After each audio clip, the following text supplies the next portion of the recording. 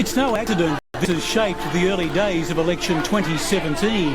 Anti-Adani protesters have vowed to be everywhere. I really want people to see activism and, the people involved in activism not as radicals, but people who just have a vision for the future. I think a lot of people are not happy with the status quo, but activists are just people who are willing to do something about that. Environmental activists have been ramping up the anti-Adani coal mining campaign as the production date looms in North Queensland. The movement is really heating up at the moment now that people have begun blockading up north, and I think that makes it a great time for us to go up and to capture the people who are willing to put their bodies on the front line. For example, if a grandparent who's never done anything close to this in their lives before is willing to lock on to mining equipment for hours on end, the question has to be asked, what is it about this issue which makes it so important that they are willing to do that? And that's the kind of story that we want to tell.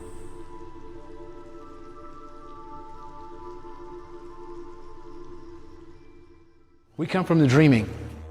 We come from the beginning of time, from the water spirit, which gave us life, the creator, which gave us everything.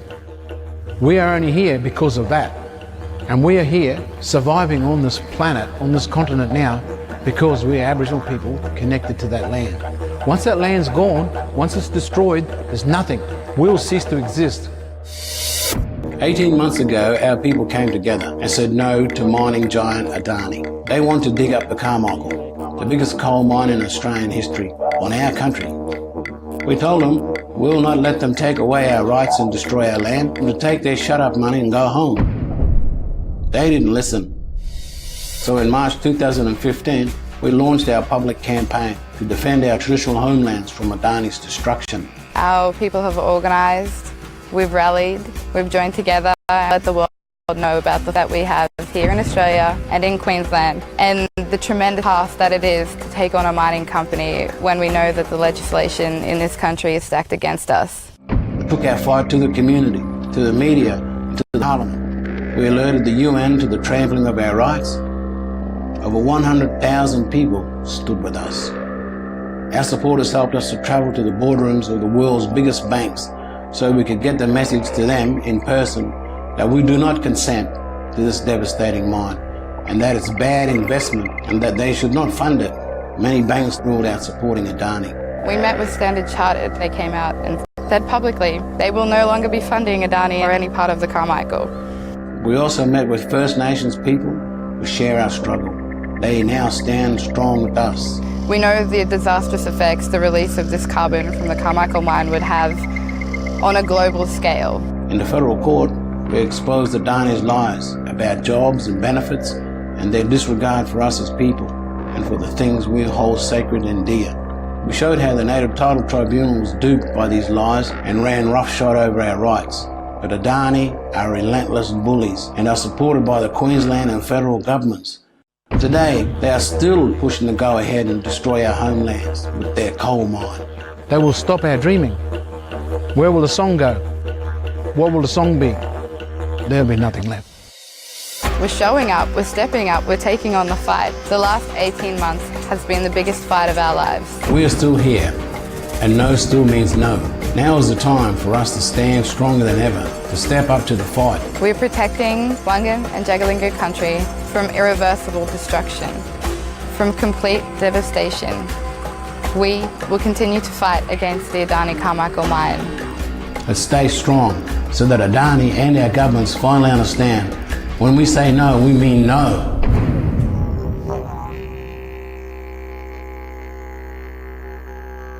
Any minute now, the Turnbull government could hand over $1 billion of public money to prop up Adani's giant polluting megamine. That's $1 billion of our hard-earned public funds to a dodgy climate-wrecking project with a dead-end future. We didn't think the government's dirty dealings could get any dodgier, but then we did some digging of our own. Behind the two organisations with the power to hand over billions of dollars to Adani, we found a shady web of ties to big coal, the mining industry, the government and Adani. Introducing the Northern Australia Infrastructure Facility, or NAIF, a $5 billion fund set up by the government to aid infrastructure development in Northern Australia. The NAIF board, appointed by the Turnbull government, is supposed to have experience with civil infrastructure. But what they also have is, you guessed it, involvement with big coal, mining and links to Adani. So who's on the NAIF board? Chair of the board, Sharon Warburton, also holds multiple positions with coal power and resource giants. Barry Coulter, the former politician who took the revolving door from the LNP to the mining industry. Corey McCormack was chairman for Energex and also has 35 years of experience working with Minter Ellison, whose list of clients include many big coal companies. Justin Manalini has years of experience financing the resource industry. He's also the non-executive chairman for WA prospecting company Jindalee Resources Limited. Carla Way McPhail runs two companies connected to the coal industry. One, a coal industry training company, the other a coal contracting business.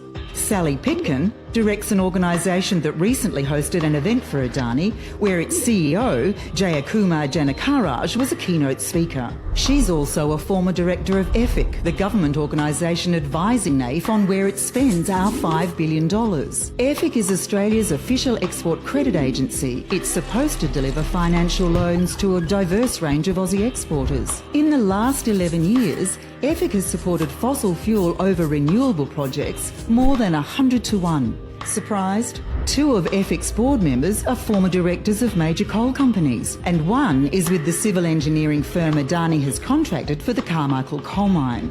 Finally, introducing Matt Canavan and Stephen Chobo, the ministers in charge of NAIF and EFIC. You guessed it, they're big coal supporters too. With the NAIF board in control of $5 billion of our public money, whose interests are they really serving? Initiating system.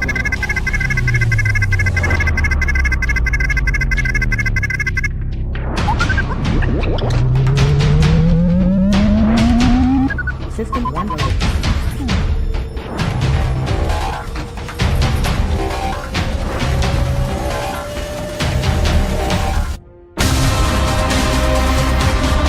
We are one. We are a legion. Break the system of corruption. Fight with your mind and eyes. Freedom. Justice. Liberty. Hope. Love. Truth.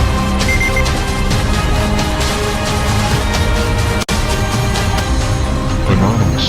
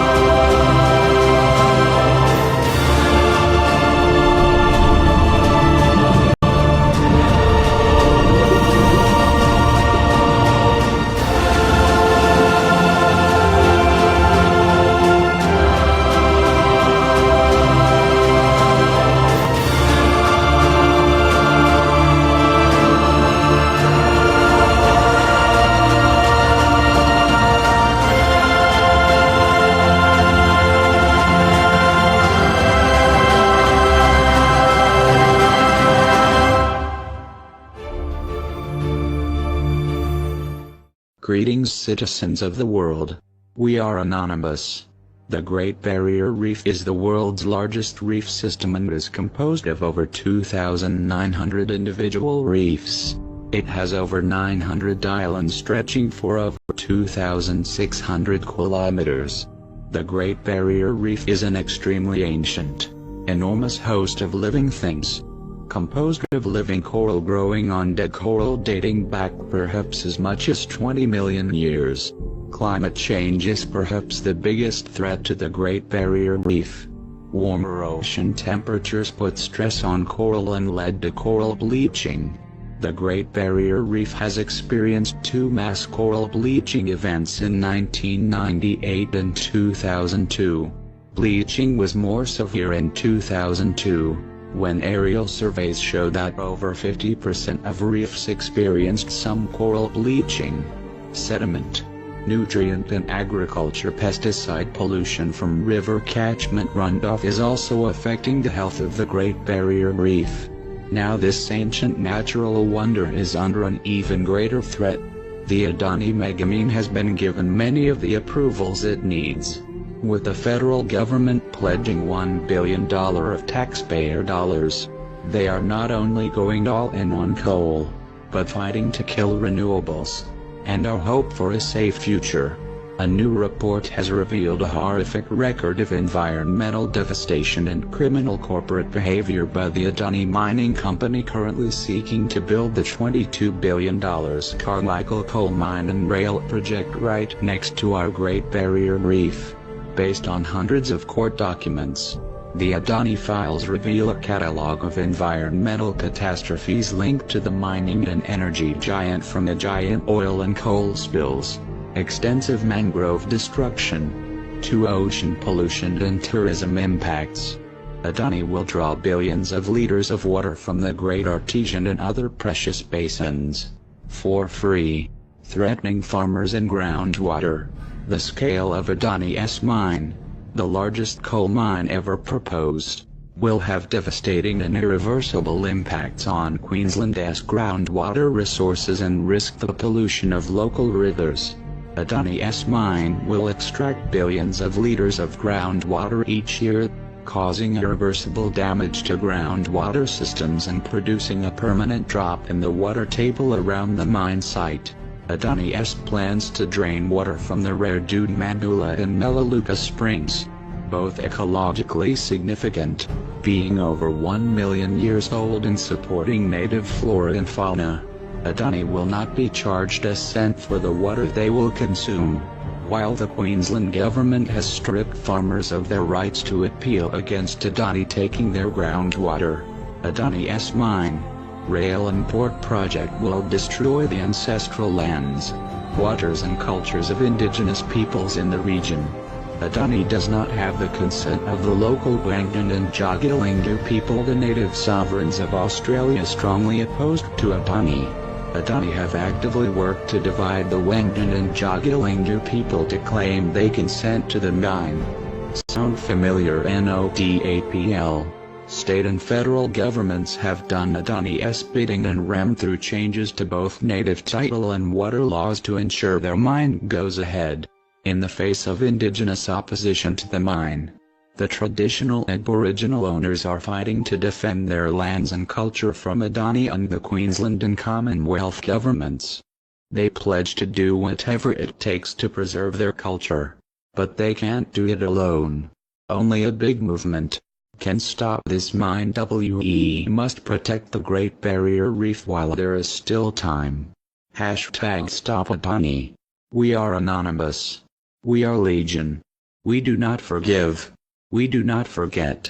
Expect us. Tonight, we can reveal Adani has set up a complex company structure that leads to the world's major tax havens. Its multi-billion-dollar Carmichael coal mine project would be Australia's biggest. But there are questions about how businesses ultimately owned in tax havens can be held to account if things go wrong. Stephen Long reports. You can follow the money trail from outback Queensland all the way to the Caribbean. The Adani Group company has such an opaque structure with entities in multiple tax havens. The advantage of having the money in tax havens is that you are able to conceal the source of money, the use of money, and also to minimise tax. India's Adani Group has big plans. A massive Queensland coal mine, an expanded coal port, and a railway from port to mine. It's created a web of companies and trusts behind them, most ultimately owned in offshore tax havens. Ownership of the planned coal mine goes via Singapore to the tax haven of Mauritius to India. Ownership of the railway and an expanded coal port goes via Singapore to a private company in the Cayman Islands. Adani's plan to expand the Abbott Point coal terminal involves dredging. Is preparing to give Adani a $1 billion subsidised loan for its railway through the Northern Australia Infrastructure Facility. It's refused to say which Adani entity has applied for the loan. If the project goes ahead and then subsequently falls over, the risks to creditors for this project in Australia are extreme. The chance of getting money back from offshore is minimal. Control of one of the nation's most strategic port assets is also at stake. Adani bought the existing Abbott Point coal terminal for $1.8 billion 5 years ago through a company on the Bombay Stock Exchange.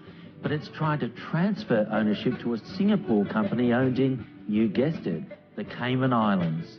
It's totally non-transparent to the Australian government as to what is going on, who owns it and who are the directors. And it is, to me, an issue of national security. Adani's secrets are safe in the Caymans. Stephen Long, ABC News.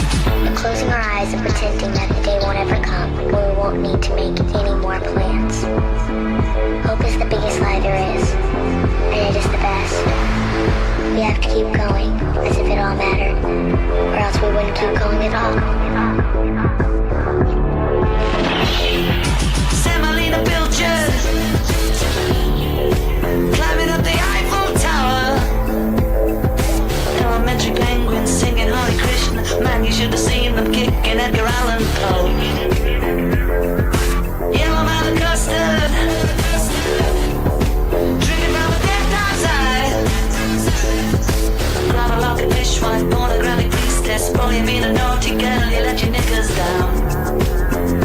I am the Eggman, they are the Eggmen. I am the walrus, I am he as you are, he as you are, he as you are, all together. He as you are, all together. He as you are, all together. He as you are, all together. He as you are, all together. He as you are, all together. I am the walrus. I'm crying. Yellow mother custard. Drinking from a dead dog's eye. I'm crying.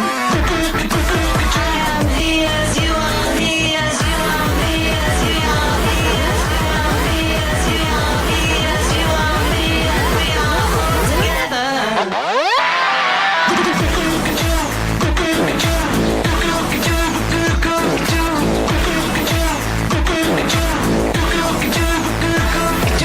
Expert, joking smokers, don't you think the Joker laughs at you? See how they smile like pigs in the sty, see how this night I'm crying, I'm crying.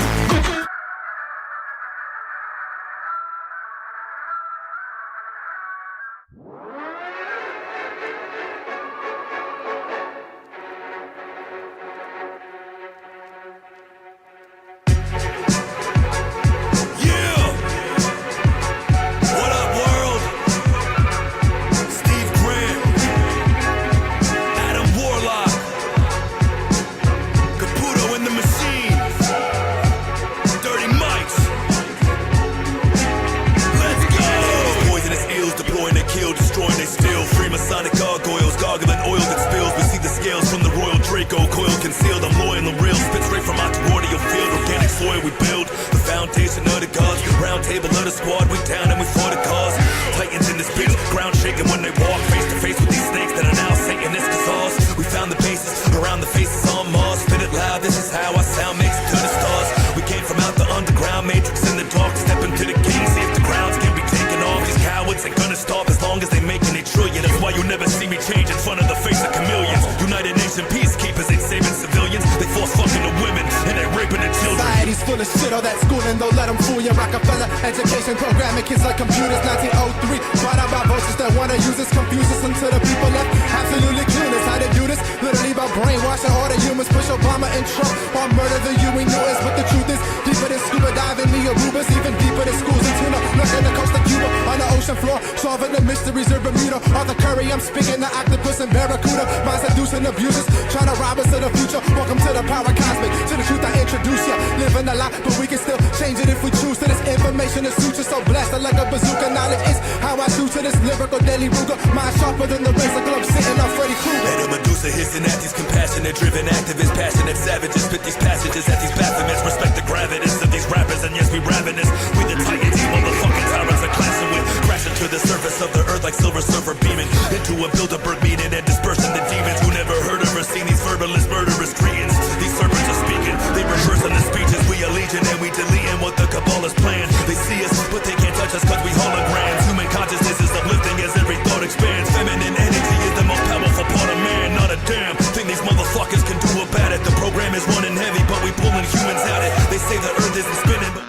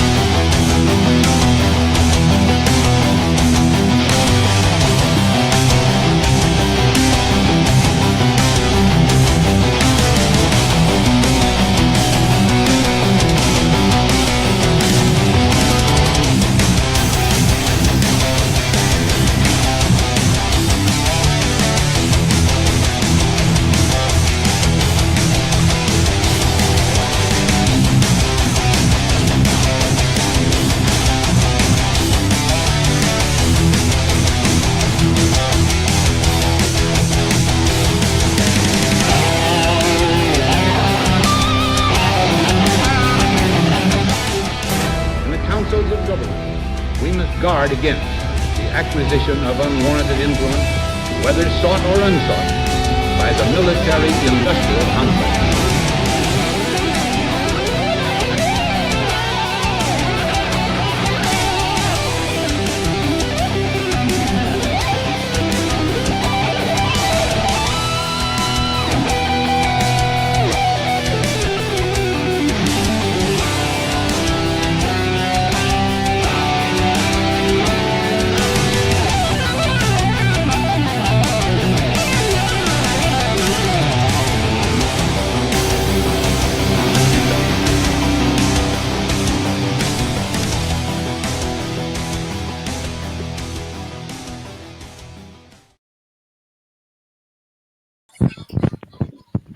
And we have the wrong.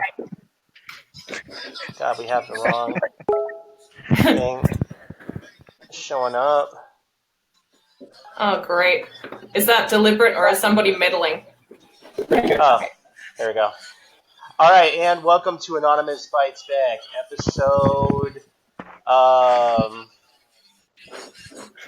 99. Sorry about that. I do apologize to our viewers. We do have an issue reconnecting to our YouTube page, so you will not be able to see this episode on YouTube until a few hours after I re-download this episode and transfer it over back to YouTube. But today I would like to, I have some guests over here from Australia that are going to be talking about what's going on with the Adani mine, which most of you in the United States are not familiar with the stuff. We've been trying to post it for the last week or so on our page, and we're still not getting a lot of post engagement. So, Elle, you want to start it off, or any of you guys from Australia want to start it off? Yeah, look, I'll start off and I'll just introduce these guys so that they can take it from me, because these are the guys that I'm about to introduce are actually on the front lines, picketing and fighting and trying to stop this coal mine from being built. So just to give you a brief overview, basically in Australia currently, our government is supporting a massive coal mine being built in the Carmichael, which is right near the base of where the Great Barrier Reef starts.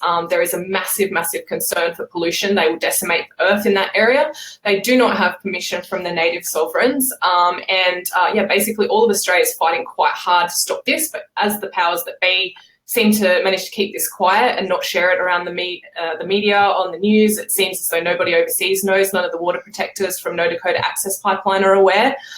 We need help. We need support. So I've arranged for this show today for the guys from FLAC, who are on the front lines, to come in and just chat to you guys a little bit about what's going on. So without more ado, I'd just like to introduce Zelda and Eric from FLAC. Either one of you guys have a chat. Hey, I'm Zelda.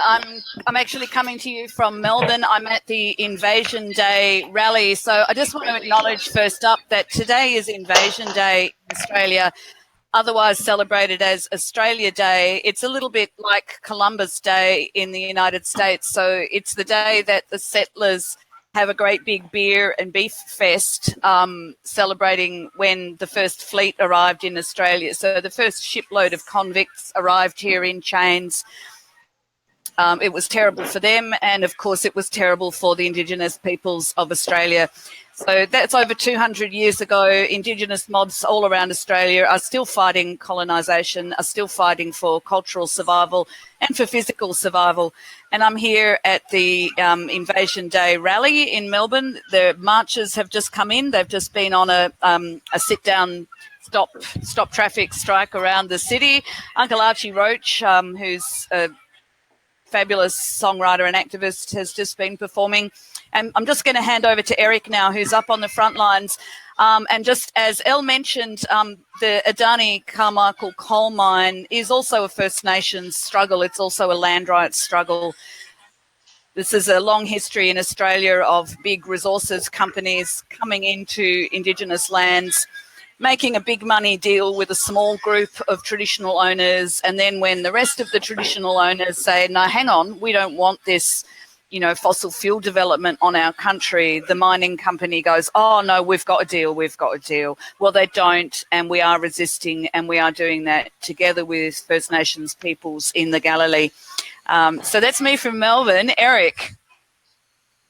Hey there, I'm Eric, coming in from central Queensland at the frontline action on coal blockade against Adani.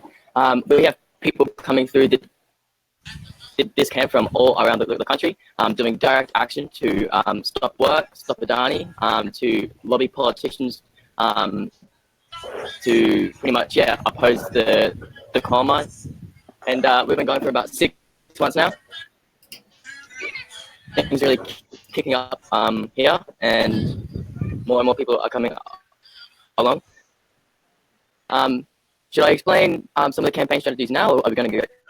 Yeah, Eric, just while you are touching upon that, because I am actually very close to ground zero myself. As you know, I'm an activist, and I am someone that assists with the anonymous projects, but I would like to be more involved in the Stop Adani project. Perhaps you could explain upcoming rallies and ways that people can assist you guys if you do need some more support and some more help. You know, what can people do from their homes, or how can they get involved?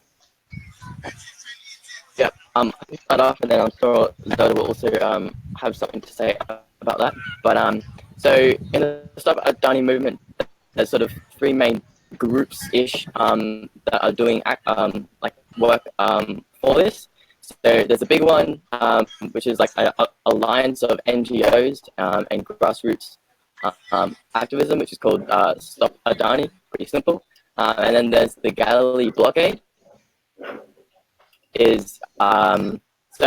the Adani coal mine is going to be placed on the Galilee, what's it called? Coal basin, and there'll be a lot of other mines around there.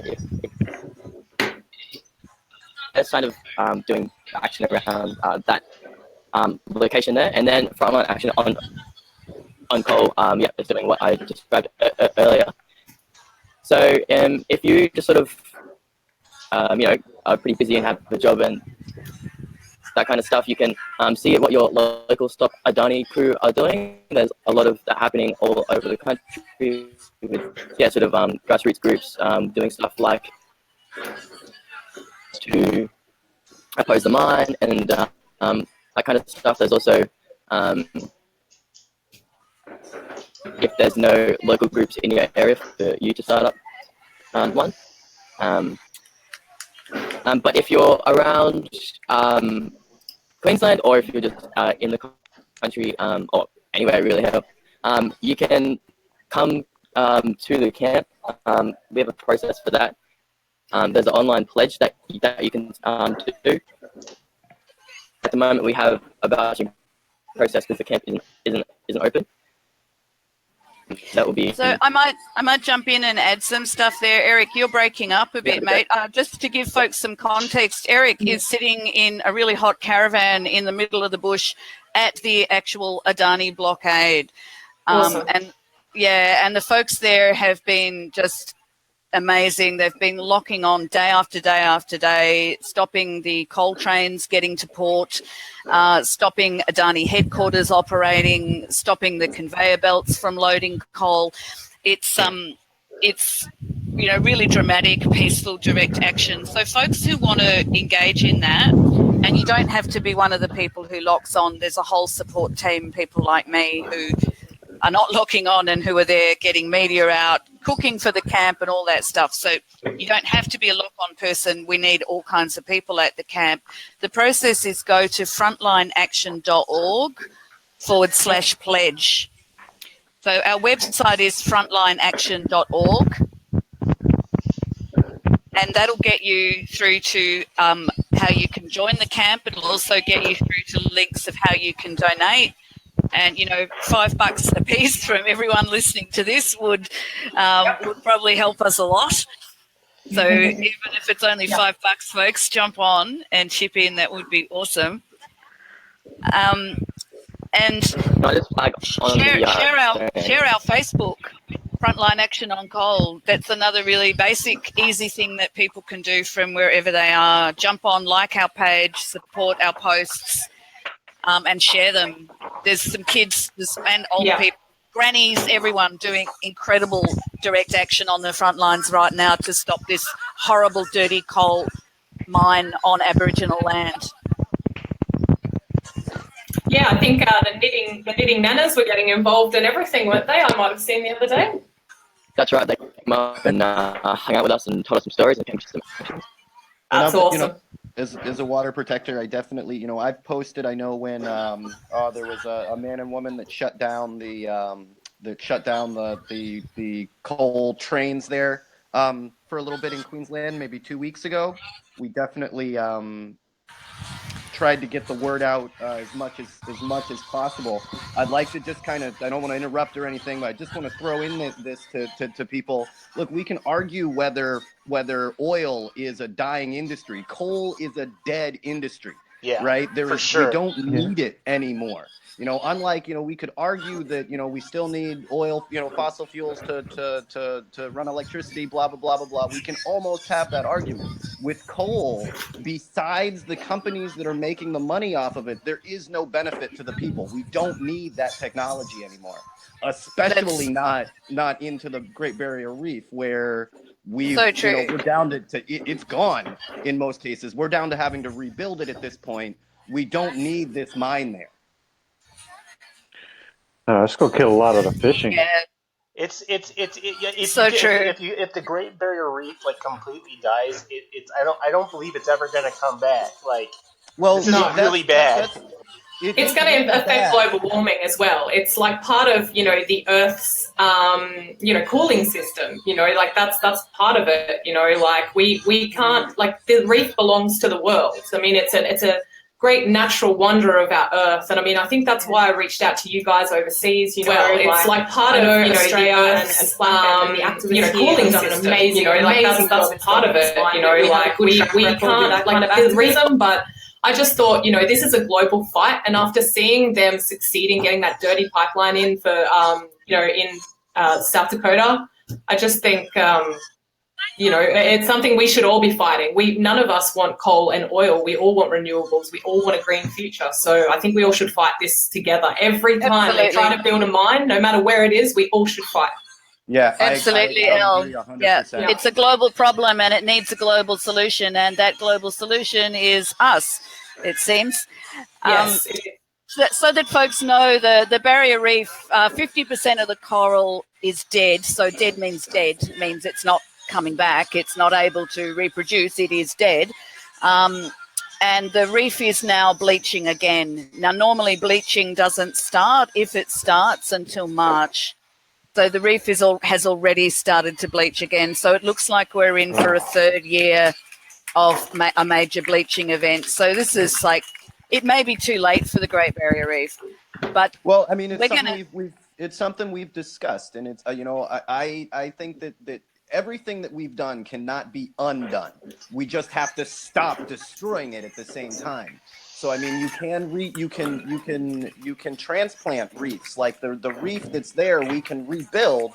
We just have to stop putting toxins in the water that's killing it. Right? We have to down the CO2 in the water that's killing it. But we can rebuild. We just have to come together to do it. Yeah, look what's happened to the Brazilian rainforest. It's like maybe 30 acres of trees. Yeah, the Amazon's pretty much gone. It's all we're down farmland. to the last forest in the Philippines, guys, and they're literally shooting us over it. Yeah. Something they forgot to teach these corporations, that oxygen in them trees is our gravity as well. Yeah, really, yeah. At its basic element, it's just, corporations versus nature, and most of the people are on the side of nature and preserving nature. None of us want to be living in crammed up cities with pollution everywhere and filth. We'd really like to be living, off the grid out in nature. If people understood you could still live a great lifestyle and still live in harmony with the earth, more people would be doing it. Yeah. They're trying to... I don't know that everybody aspires to that. I think some people are pretty happy in their sort of crammed in city spaces, but maybe they've never experienced what something else is like. I'm just touching base again that I'm at the Invasion Day rally. Crew have just rocked up in their dance outfits. So I don't know if folks in the States have ever seen Indigenous dancers from Australia, but they look amazing. They cover themselves in ochres and white paint, so the white paint on the black bodies looks really stunning.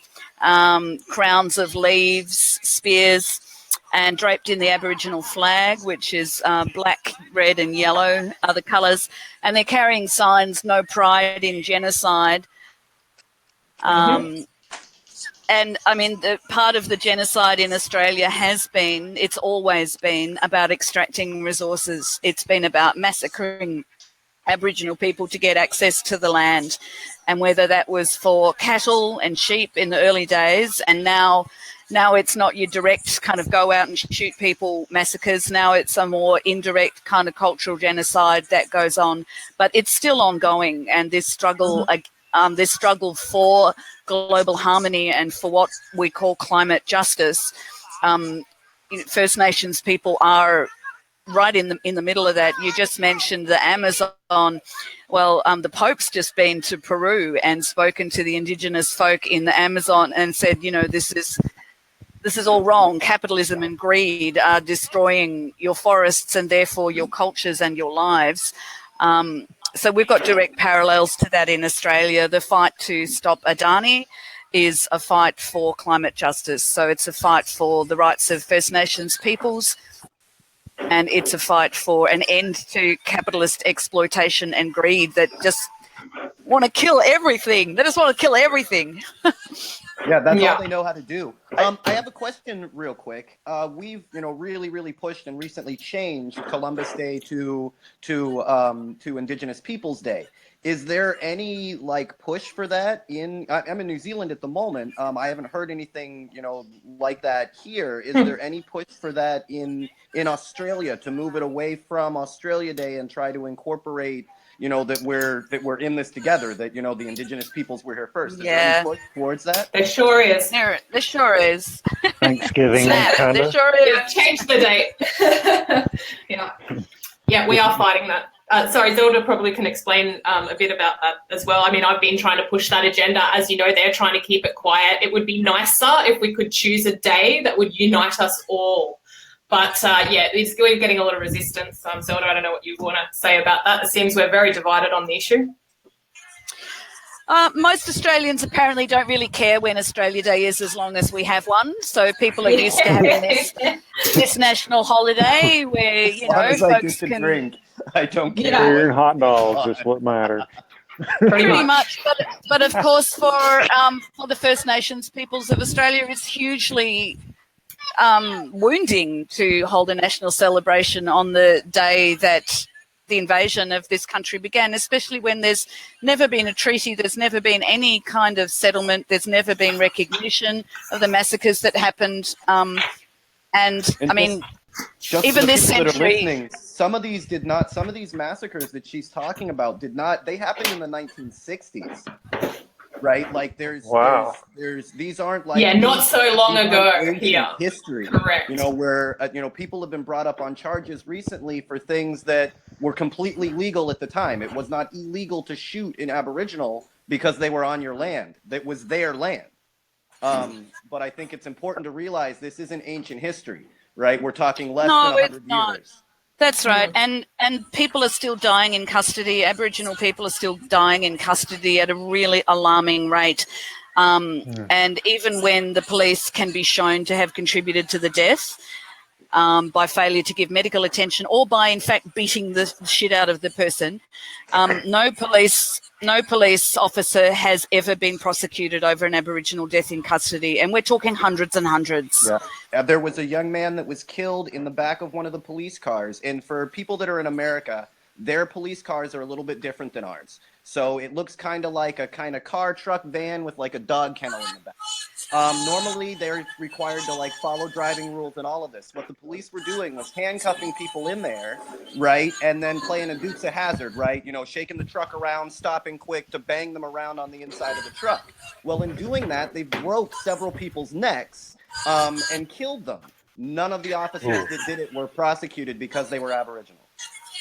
Correct. That's a regular occurrence over here for the Indigenous people. They, I was living out in Kalgoorlie. I think I'll just bring this in while we are here on Invasion Day and we are talking about these types of topics. I lived out in Kalgoorlie for about 3 years. It was just prior to the murder of a young Indigenous boy. Now, when I was out in that town, that is a mining town, it's important to mention. It's where the super pit is. It's one of the biggest sources of gold in the world, and they dig it out of the middle of Australia in Kalgoorlie.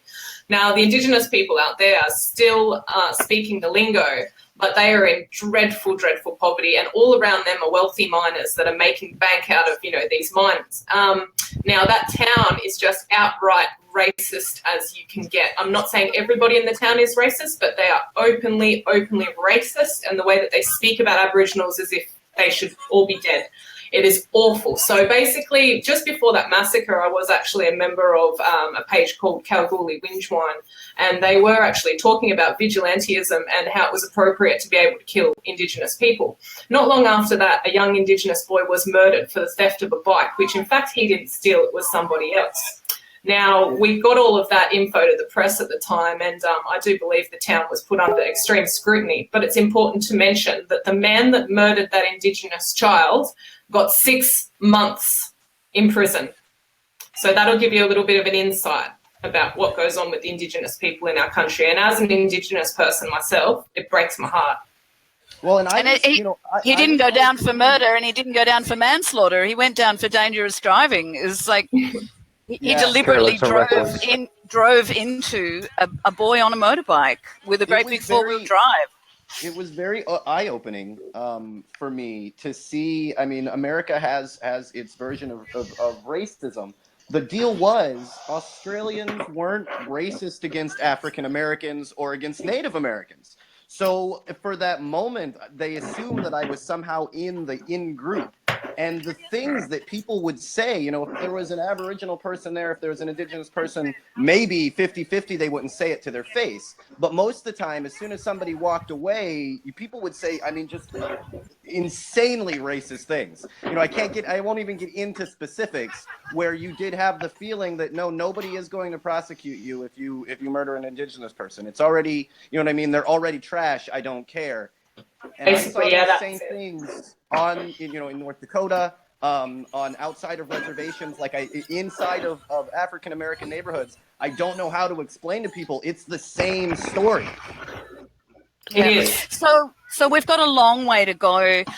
Maybe it'd be great to bring Eric in at this point and talk a little bit about how race and how Aboriginality and land rights play into the struggle on the front lines. Eric, you there?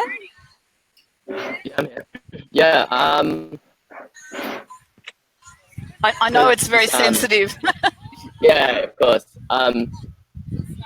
So the mine was that it's meant to be on is on the Wangang and Gaglungu country, which is a specific Aboriginal nation. And yeah, they're trying to fight the mine because they're not giving them the rights to use their land. And yeah, they have a big court case coming up in March and that. And yeah, it's really sad because so much in Australia and yeah, sort of go to the native people of the land and pretty much just pay them off to give them access to use their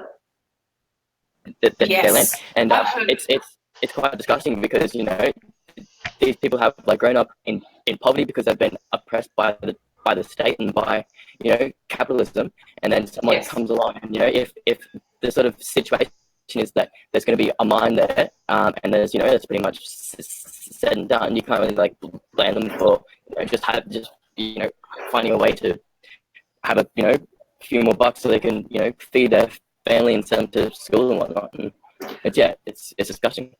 Yeah, Eric, sorry. just before anyone jumps in, I just want to very, very quickly just touch upon what Eric just brought up there, and just make it really, really clear, because I heard about this when I was traveling around out west as well. The Indigenous are in a great amount of poverty. So these big mining interests will come in and they will offer them quite a substantial amount of wealth to make use of the land. Then they get off basically scot-free. When they decimate the land, it goes back on the heads of the sovereigns who, allowed them to utilise the land. But, when they're in a situation of absolute poverty, they end up backed up against the wall. And this is all a sneaky sort of arrangement that the government's very, very well aware of, in my opinion. So I just wanted to say that. And they do that, and they'll have, we had several, pretty much any native person that they could get to stand in front of a camera and say that they were fine with oil pipelines, or they were fine, and they would pay these, these groups or these leadership. What makes it disgusting is it isn't truly amount of money. When your entire community is literally starving to death, right? It poverty level. And somebody comes in and says, here's $1 million. It seems like not a lot of money. It's not like these companies are saying, look, we're going to make $1 trillion off of this. Here's 100 billion, right? It's not like they're going, it's not like they're giving you anything fair, but because you're starving, right? You'll take a loaf of bread over nothing. You hear what I'm saying? Exactly. Yeah, that's exactly right. And what's happened? With one of our elders that said, that very same thing. He's all like, look, the media is going to leave. These people are all going to leave. And then our community is still starving to death. I know it's disgusting that I took this $2 million, right? These people are all going to leave. Our support, they'll destroy our land and move on. I can still feed my family and take care of my tribe. Those are the decisions that some of these people have to make. Yeah. Well, exactly. just from the Invasion Day rally in Melbourne again, I should say as well, I'm on Wurundjeri country here. This is Wurundjeri country, part of the Kulin Nation. Sovereignty was never ceded. The Wurundjeri are really staunch mob, and okay, and I'm looking out. The crowd is growing and growing here. Well, hey, sister, I'm looking at thousands and thousands of people. There are land rights flags, Aboriginal flags, as far as I can see. And up on the stage, we've got a couple of young women singing in language with sticks and didgeridoo, and it's really chilling. It's giving me goosebumps. So the spirit is strong and the people are resisting. But I think absolutely any international connections we can make. I know DAPL was followed really a lot over here, and some of us went over. We won't say no if any folks from Aotearoa or the groups of the United States want to come, or Europe. But you can also share our stuff on our Facebook, Frontline Action on Coal. Jump on there, and our website, frontlineaction.org. Because it's fantastic, the actions that folks have been taking there to protect country day by day. Ain't it, Eric? You guys are doing amazing. Yeah, we've stopped the rail line like three or four times this week. Yeah, I'd like to hear more about that. That's actually really exciting. I've been seeing all the photos coming in of like some young girls sitting on the coal trains and a few guys like kind of climbing up on the trains, and it's really great. You're giving Horizon hell. Yeah. For context, basically Horizon owns a lot of the rail infrastructure for the existing coal mines that are going to the Adani owns. Adani is the one that is trying to build this mine as well. Basically, Horizon is trying to get money from the government to build a rail line out to where the coal mine will be, which won't just allow Adani to continue their operations, but allow for that whole basin to be opened up to. How many mines is it, Zelda? Sorry, I muted myself. There's 9 mining leases currently standing in the Galilee, so it's not just Adani, it's the other 8 that we have to knock over. Yeah, that's right. And so recently we've been just actually smashing that rail line. What's called like a tree sit, where someone it's complicated, but basically you're like up in a tree and you're somehow stuck in the rail line.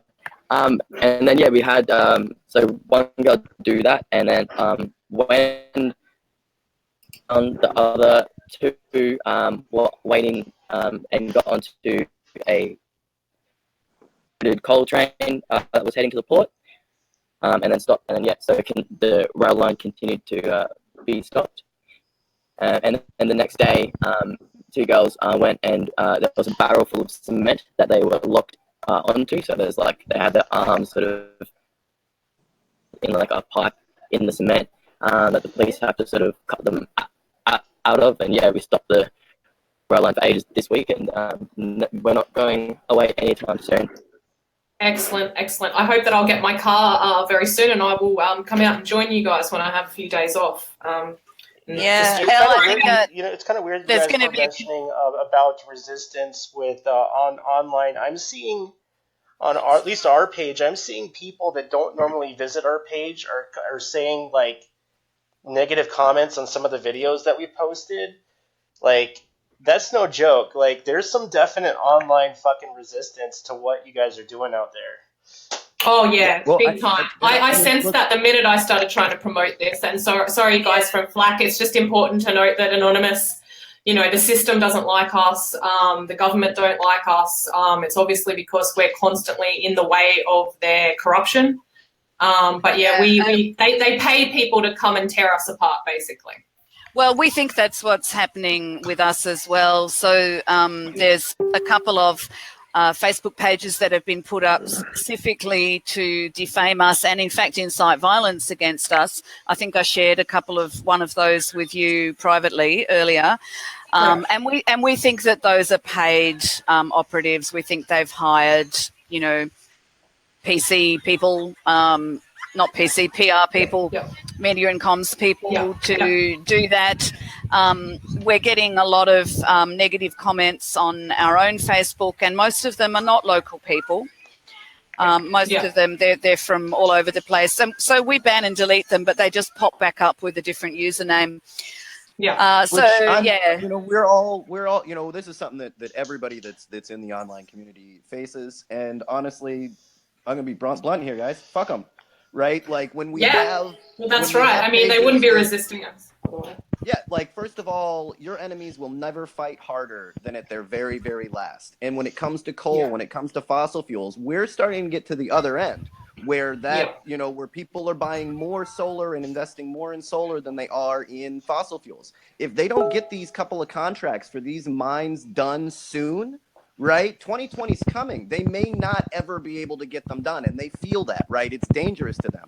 They would like to just push these through, collect the money for a couple of years, and walk away, not caring what happens to the environment. And we're saying, nah, you know what? Fuck it all together, right? We'll just move on to better technologies. But they feel that, and they see what people are doing here is dangerous because, you know, a couple of people standing up, there are thousands of people behind them that see that and think, okay, yeah, these people are really willing to give it all against this, and they like it. It's trendy. People enjoy seeing the underdogs win, and that's exactly what's happening here.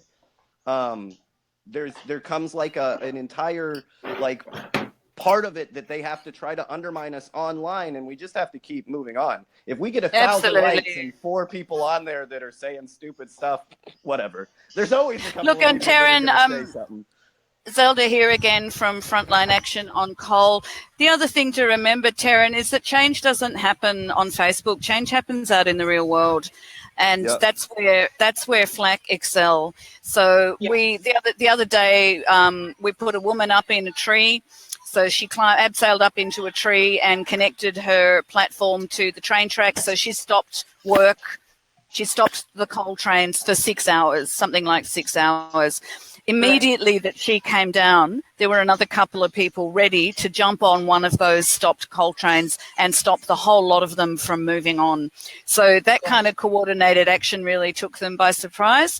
And we had back-to-back stop work actions. We basically took out the coal trains all day. And Horizon have now released a statement saying we cost them $2 million. It's like, well... So that was the point. Investment for people that are into the divestment movement, because we did really well with that in against the pipelines, against North Dakota, against Wells Fargo. What are the companies and banks that have investments in these coal companies that we can, you know, tell people, look, if you're invested in this bank, take your money and put it somewhere else? Look, the fantastic thing is we've already run a really successful divestment campaign, and no major Australian bank is prepared to back them. Nice. The Wangan and Jugalingu had already run a really great divestment campaign and had gotten some of the biggest banks in the world, including in the States and Europe, to agree not to back them. And now China, the Chinese government, has come in and said no Chinese financial institution will deal with Adani. So that's why they're really trying to get money out of the government, and Adani failed to do that, and now Horizon is trying to do that. So Horizon are a huge Australian company. There are branches in every major city and town. So that's now the corporate target, is Horizon. So Excellent. if you've got one in your town, folks, you can go down and have a chat to them. They greenwash a lot. They pretend they're an eco-friendly environment organisation. And a lot of their staff don't know that they're already shipping coal, and they're planning to ship coal from the Galilee. So it's worth going down to the office and having a chat to the staff as a first point. Market Forces are the group here who work a lot on divestment, and their website will also give you lots of tips on who to email, who to telephone, who to spam, who to visit. So that's Market Forces. Awesome. And if I just might want to put in there as well, I have noticed that, that people are starting to suggest divesting their superannuation out of oil and coal.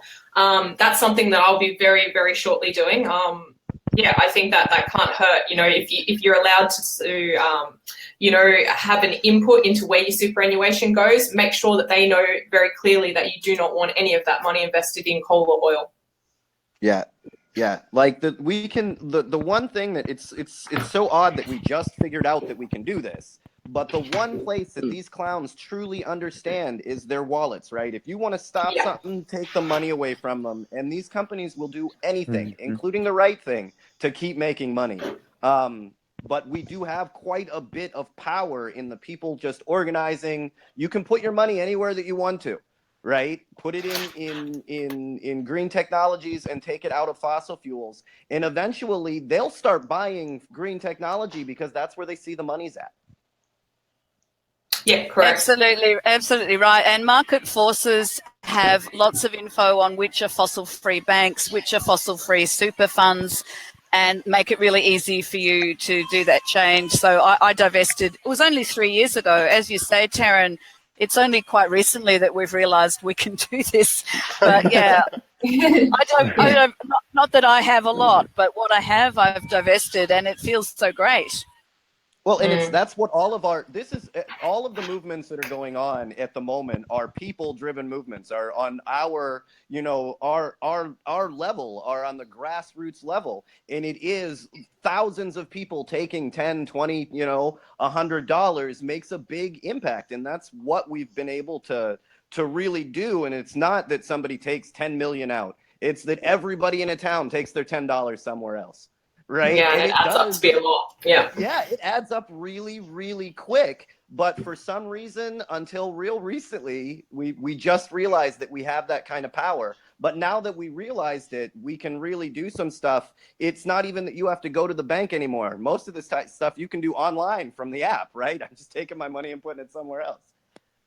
Yeah, absolutely. Yeah, I'm really, really happy to have heard that I can divest my super. It's something I'm going to get sorted out ASAP. So that, yeah. And you can also always invest in Frontline Action on Coal. If you go to frontlineaction.org/pledge and just kick in $5 or $20, it would go a long way to helping us. It's expensive getting arrested frequently, and there's been, the last months, there's been arrests nearly every day. They're slapping quite big fines on us. I bet. So we do need financial support from everyone to stop this mine. Yeah, our brothers and sisters that are in the front lines, people have to really think. They're saying, look, I'm going to do this. right, to stop this truck. You would like to be there and help me, but you can't. The best way that you can help me is when I get arrested to make sure that we're bailed out right away. And when we do that, it takes a huge amount of power away from a corrupt court system, right? When our guys go in and they're boom, immediately back out to block the pipeline the next day, to block the trains the next day, it has a real psychological effect on the people that we're fighting against, right? Where their one power was that they could put us away and people would forget about us, and they no longer have that power. If we get put away, then we make sure our people have the bond money to get back out and continue fighting, because not everybody can. They're doing it for us. You know what I mean? They're like the old school knights in shining armor. You paid for your knight to go and fight for you. That's exactly what we're doing, is paying our superhero to go and fight for us. We got to make sure they're taken care of. So good, Taryn. So true. Eric, on the front lines, what sort of fines have people been getting, and what's the arrest tally up to? It's in the 80s or 90s at the moment. I was number 44. It was great. How many days? So arrests, the fines have been from like 400 to 500 to over 3,000, depending on the action. Oh, per fine. So up to $3,000 for some of these fines? Yeah. Wow. And we're expecting some pretty big ones coming through, because we've just went onto the port that Adani owns twice. So it's like I think that's like 10 people, and I'm guessing those fines are going to be massive. And so will the 3 ones this week, and pretty much everything involving rail lines and that are pretty hectic. But if you want to get involved, you don't have to like cop that. And if you do, like we have like crowdfunding. Like I funded my fine in like less than a day. And there's lots of support roles too. So, wow, fantastic! So that folks are aware, when people from Frontline Action on Coal went into Adani's coal port terminal, they actually locked onto the conveyor machines, massive conveyor belts that load the coal onto the ships, and they stopped work for ages. Huge machinery, and getting in there is no easy feat. And I'm not going to say it in public because then they'll be able to stop us next time. But basically, you can't approach by the main road because that's monitored. So you either have to go over water or over land. Like, it was really guerrilla style work. It was really hardcore. So amazing dedication from the people on the front line. And I know I've only spent a week up at the blockade myself, but it was so life affirming to be among people who share my feeling of urgency about climate change and share my dedication to climate justice, and to be in that group of people was really uplifting. So I can see how you would only spend a few days there before you'd get infected, and you'd be going, yeah, hell, I'm going to trek for an hour overland and get through to that conveyor belt and lock on, because we're at crunch time in terms of the climate. We can't wait another 5 years or another 10 years. We need to stop coal now. I'm wondering, Eric, if you could tell us the story of your arrest, because it's always great hearing people's own stories of what happened. Okay. My arrest was one of the really interesting ones where you weren't meant to get arrested. There's been 9 of us now. And so it was our first tree set action where we were stopping a rail line. Just real quick, make sure that everything that you say on camera, remember that it is on camera. So if you have litigation that is, pending and all of that, just be careful in details and things that you put out there. I'm just putting out that disclaimer. I've made mistakes. We have that's right. Yeah. We have a very rigid security culture here, and there's a lot that I won't be saying. But yeah, thanks for that. So there was about 8 of us on a dried up riverbed doing support roles, like police liaison, like welfare, legal observing.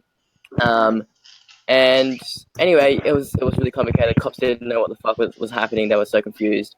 And then there were like cops from like 3 different places that came, and like the third place had all like big fucking annoying sergeants and stuff, and they, even though the cops from the other that's fine, you're like allowed to like be here because it's like public property. These big bloody poo heads came in with just like arrested in the wagon. We're just like, well, shit, that happened. And so that was like 8 of us that were arrested on a riverbed. And it was shit because like we were kept in custody for about 14 hours. But our mate stopped the rail line operating for 7 hours, which was good.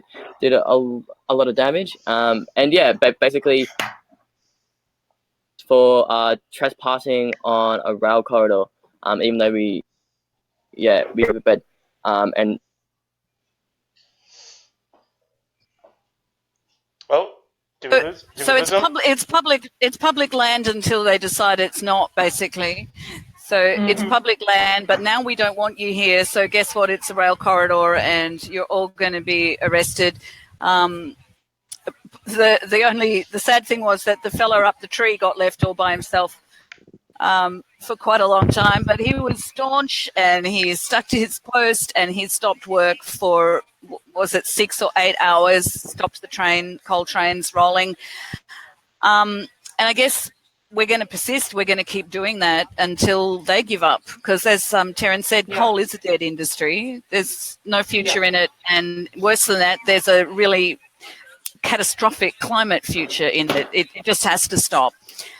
And we know we have the support of the majority of Australians. Most Australians don't want this mine.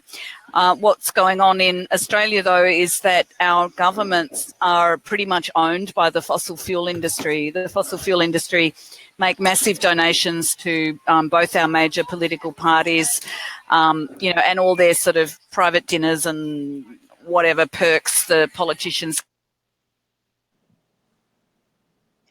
Cello. Oh, wow. That Another was one the down. huh? Oh, someone went down. Yeah, there is a lot of fight going on with this program. I'm telling you right now, we're getting so much resistance. So just to take up where she left off, so corrupt politicians are everywhere in capitalist society. Just in case you thought cutting her off was going to finish that. So they can come in, the fossil fuels industry, the tobacco industry, the prison industrial complex, and literally buy our politicians. If you walk into a politician's office and give him $100, it's bribery. If you give him $1 million, right, then you're just a lobbyist. It's a donation. Yeah. So this is a money in politics issue that does not, that isn't just the U.S. But when we go to things like the TPP, when these assholes start working together, right, it's because these corporations are literally buying them. Yeah, absolutely. And I mean, it's so obvious. Shut us all down. No, they can't. I wonder if she ran out of power. They're really trying to shut Flack down, aren't they? Well, yeah, not only that, what I'm seeing on the back end, because I put STOPADANI, I'm seeing shadow banning going on. Yeah. I was seeing our show like pop up in the news feed, and then as soon as I would post it, I would go back to my feed and I would see it there for a second, and then it would fucking disappear, as though I got like a glimpse into the algorithm, like de-escalating the priority on this thing. So in a way, we are being shadow banned. So, but if our listeners could, share the link out. I don't know if it'll do any good, but that's what I'm trying to do. And I'm having issues as well. I'm trying to share it the whole time, and it's like the same thing. It's popping up places, not going to other places. I'm trying to pull up groups that I've been member of for years, and I can't find them. So I don't know what the hell is happening, but I am, If I'm not admin on the page, right, then chances are I can't get it posting on it. Yeah, for one reason or another. But for people that are listening, those shares are what circumvent that. Eventually, it gets to such a level that it can't be hidden. People are going to see it regardless. It gets to a critical mass that they can't stop getting the word out. And we really have to hit that critical mass every time. So if you're listening to it, right, if you like the page, if you whatever, then you need to share it out so that we keep getting the word out. because it does eventually circumvent the censorship that they're trying to do here. If you're one of our special listeners from the oil industry, from the fossil fuel industry, look, we're going to win this fight. Like she said, most Australians support green power and not fossil fuels. Most Americans do. The Chinese are pulling out altogether. Yeah, we do. And speaking of our oil and fossil fuel listeners, the two FLAC activists both got bumped at the same time off the call, but we're back like FLAC. And and I'd love for Eric to finish that story because people are contesting the charges. So Eric, can you tell us about going back to the tree sit story where they arrested all of the support crew? Basically, we were herding costume in ours, and our charge was that we intentionally trespassed on a rail, even though we were on the dried up riverbed. The bail conditions were basically such that we could not participate in any, denied our right, peacefully protest. And so that's why I pled guilty with 5, I think others, for their own, personal, just to cop the back out and more. 2 people that are contesting that charge pled not guilty. And there's another person that was arrested more recently and is deciding if he wants to, where that fits for him. If getting enough support is important, guys. So when you do, when you're getting to people's legal fund, you can cost a company millions of dollars in legal fees. They got to pay their lawyers. They got to deal with all of that stuff. So when you do, when people are fighting their charges, make sure that their legal funds are to the point where we can fight against corporations that are buying lawyers, right? That are paying millions of dollars for their lawyers. But realize that you're costing them millions of dollars, and all you do is walk in and say not guilty. Yeah. In fact, if you're an Australian lawyer and you're listening to this, or if you've even got some legal expertise and you're listening to this, we're really low on legal resources. We would love to hear from you. So frontlineaction.org is our website. You can donate using, if you go there, you'll see the donate link, you'll see the join link. But we'd especially love to hear from any lawyers out there. If you've got a couple of hours of time a week that you could donate to FLAC and help stop the Adani coal mine in the Galilee Basin, that would be fantastic.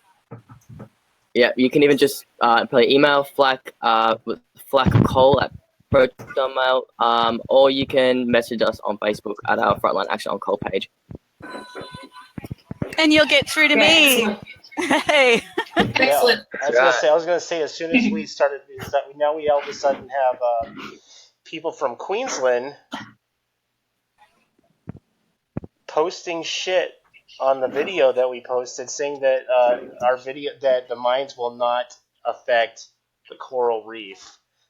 Oh yeah, I'm like, who are these people? Has anybody seen what a coal mine looks like? Yeah, we have literally had this page up. We have literally had this page up for more than a year, and I have never seen besides a few people ever post from Australia, and then all of a sudden they're here. Like this is. Well, and the only thing that they have to interesting, say isn't it? is that there's no way that the coal mines are going to affect the environment. I don't know, man. You got to be shitting me. There is no that's just not. Well, I think they're underneath that. Can you post where cigarettes don't cause cancer? Yeah. We don't bother. Somebody break wind, the trolls grew their wings and come out. Yeah, they're paid trolls. We don't bother answering them. I was going to say, one of these accounts is like 100% not even real. Yeah. Oh, yeah. I don't understand, though. This is the Adani people at us. coming in. Yeah. You have severely, I don't know how much you paid that troll, but you have severely overpaid them. That's true. But look, I'm from Cairns, so Cairns relies on the Great Barrier Reef. The whole economy of Cairns relies on the Great Barrier Reef, and it's And I mean, it's also just heartbreaking to see the reef suffering in the way that it is. Even the dive industry workers are, you know, they come out of the water and they're just in tears. So, and they don't even care about their jobs. It's not about their jobs. It's about this incredible, thriving ecosystem that they spend all this time with, and they love it. And it's just heartbreaking to see what's happening to it. But there is a disconnect for people who don't understand climate change. They don't understand what a coal mine has to do with the Great Barrier Reef. So if you don't have that fundamental understanding that coal causes the globe to heat up, and that global warming is what is damaging the Great Barrier Reef, then you don't understand it.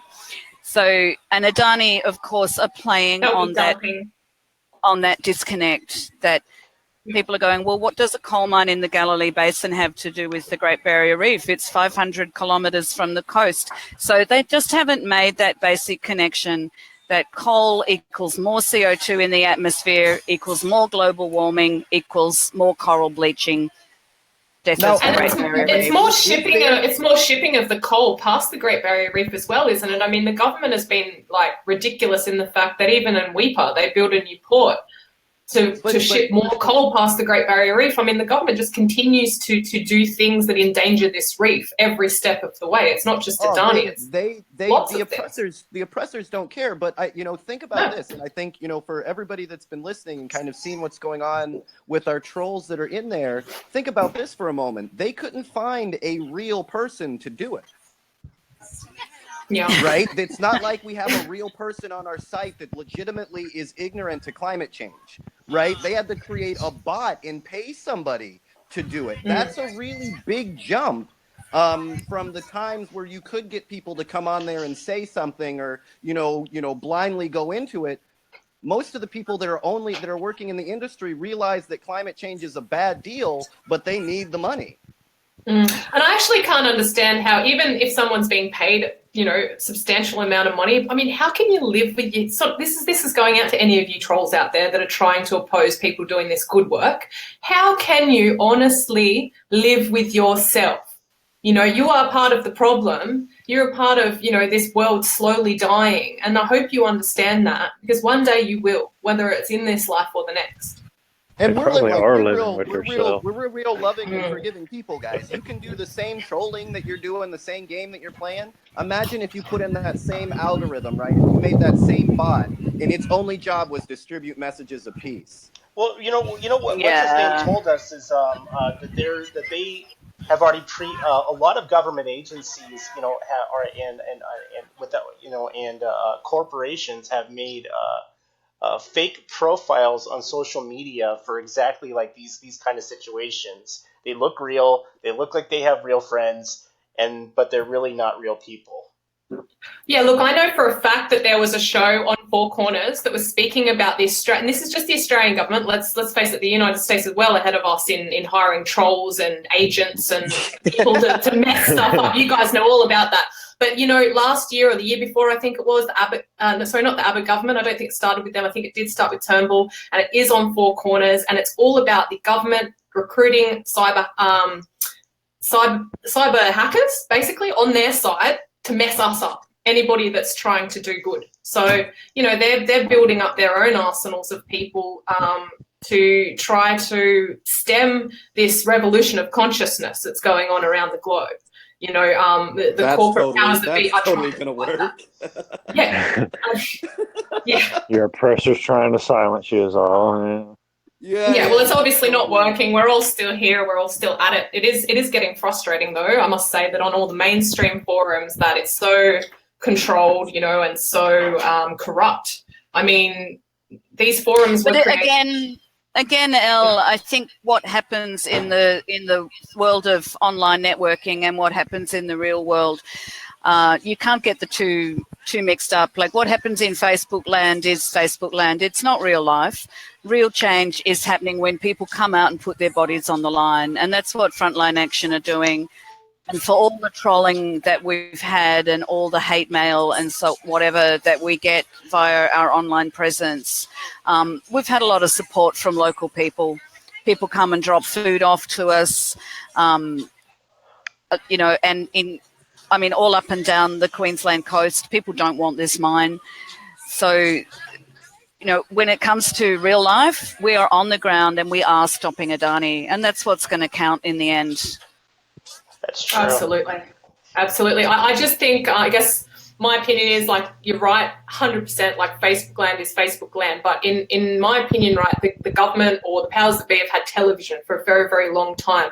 They have literally manipulated people to think in a certain way, and that's capitalist way, buy more, own more, get more, have more. All in your face, all the time, that television, right? And they do not tell people through the media what's going on. They don't tell people what you guys are doing out there. Nobody knows. So when Facebook became so popular, it was a way to actually get everyday ignorant people that do not think about these things to think. But now all these social forums are being affected. So I just wonder, where do we go? How do we get on large scale people to understand? I guess, like you say, maybe just get out there and just start doing things and hope that people notice. People are waiting for it. It's crazy. It's crazy to think about. But most people would like to be out there fighting with you, but because of life, right? Family, and they got to feed their they got to feed their families. They have to go to work. They have to do all of those things. But in their, people that are doing what we're doing, what you guys are doing, what water protectors are doing, they really do want to be there with you. And a lot of the times, the best that they can do to stand with you on the other side of the world, right, is to be on your Facebook page or to be on your social media network. And when the corporate media is trying to, legitimately shut you down, right, there's a reason why you're not mentioned on the news, right? There's a reason why you're not mentioned on the international news. BBC knows about the story, right? You know what I mean? Like, you can name off the organizations know about the story. It takes social media talking about it anyway, and that this is what's actually going on, right? And not what Trump is tweeting about. You know what I mean? Like, correct. Yeah, like the people deserve to have a forum where they can get their actual truth across, not have it be skewed by some, journalist who is being told what they're allowed to say.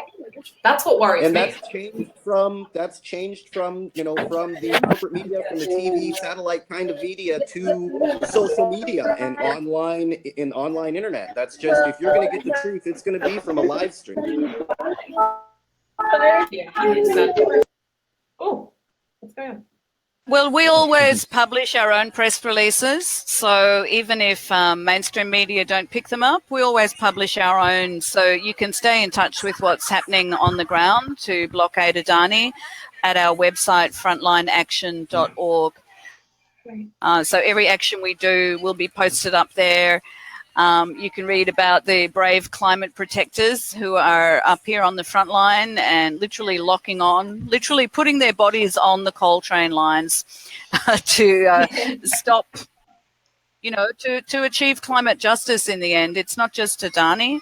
It's all the other coal mines in the region. It's restoring sovereignty to First Nations people. And we've got a hip-hop act here now down at the Invasion Day rally. It's... Yeah. So, and look, on the what motivates people to actually put their bodies out to physically be out there in the real world. We know that online petitions and letter writing and things like that can make a little bit of difference, but nothing like the difference you make by actually going there physically with your body. So it's actual bodies, bums on seats is actually what counts in terms of social change. And we've found that the thing that, like, you'll get your lone wolves like me who'll just rock up by themselves to a blockade camp and say, hi, I'm here ready to stop this coal mine or this whatever. Yeah. So you'll get a few people like that. Most people won't, though. Most people will go if they have a personal connection to the movement. So whether that's a friend's going to the rally, so I'll go too, it's that human connection that makes us transcend the other shite in our lives, the fake media, the Facebook loops that people get stuck in. It's actually having that human connection that will bring people in. And I'll just refer back to my experience at camp. The amount of human connection that I experienced in that few days was just so empowering and uplifting. And it's not, you don't get that from Facebook. You just can't. Yeah. So again, I would really encourage people to actually go to the blockade if you can. And if you can't, get in touch with the STOPADANI crew or the Galilee blockade crew in your own hometown and actually go, actually be with other people who care, because it makes you want to keep living, you know. That's what it does for me. Yeah, that it does. Activism in general is what keeps me going. I've had a really, really bad 2017, but it gives me a purpose. It's a hard life at the moment and things are going wrong all over the world. But, you know, if you can fight for something worthwhile, it gives you a reason to be here, I think. Eric, what's the atmosphere There's so much like human at connection camp? happening right now. Maybe my computer, there's so much human connection happening right now. The atmosphere, I don't know. Eric, what's the atmosphere at camp like at the moment at the Adani blockade? What's the spirit there feeling like at the moment?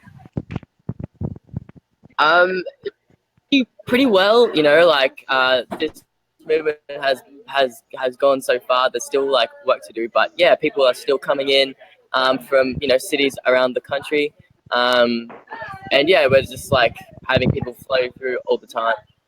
And yeah, it's great. Like here, we have a upskilling community, so we like teach, all kinds of things, activist things, non-activist things, when they come here. And so yeah, like learn to like climb or like plumb or like dig holes for gardens. We've got some pretty cool gardens actually. It's pretty great. Like there's so many skills that are here and different kinds of skills. I do a lot of like tech stuff here, and yeah, like there's so many different kinds of people that are involved because yeah. Yay, blockade skills. Blockade school. So if people wanted to drive out there to where the blockade is, where exactly is it? Like, what is the locale? How does someone get out there that wants to like head straight out there to where you are, Eric? We prefer that people make contact by email before they come out. So you can email flaccoal@protonmail.com. So FLACCOAL@protonmail.com. And then someone from the recruitment team gets in touch with you. It'll take a little while, but we still have a little bit of a kind of vouching system going on where we want to meet you before you rock up at camp. Make sure you're prepared. You know what's happening. Make sure you subscribe to non-violence principles and that you understand what those are. So all of that kind of stuff. Do you want to say a bit more about that, Eric? You pretty much hit it on the head. Just to reiterate, our using non-violent direct action, so that property, just being peace in all of our actions. We try to make sure that subscribe to that concept. And if you haven't had any non-violent direct action training, rock up. There's like,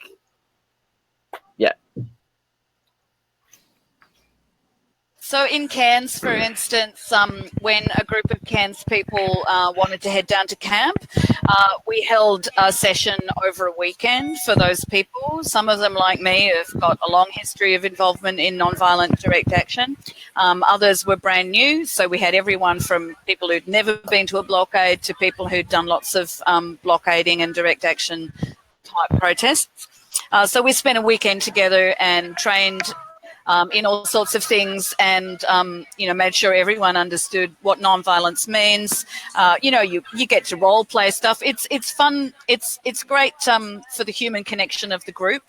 Apart from anything else, it's great for just getting to know each other and feeling bonded as a group. But yeah, it was a really intense weekend of learning, and I love training. I deliver training as well as attending other people's training, and I really enjoy it. I always learn stuff. Even people who've never done stuff before have always got something new to offer and new questions that you have to think about. And so training's a really big part of any blockade. I've been doing them a long time, 30 years, and I'd say that and it's where my political analysis developed. It's where my understanding of the state and of capitalism developed. It's where my understanding of sociology and other humans and psychology, and as well as all the practical skills that you learn. I learned all my car mechanic skills out on blockades. So many car problems. But just to reiterate, like everyone here is like well trained in what they do. A few things that we do might seem dangerous from, like we take safety very seriously here.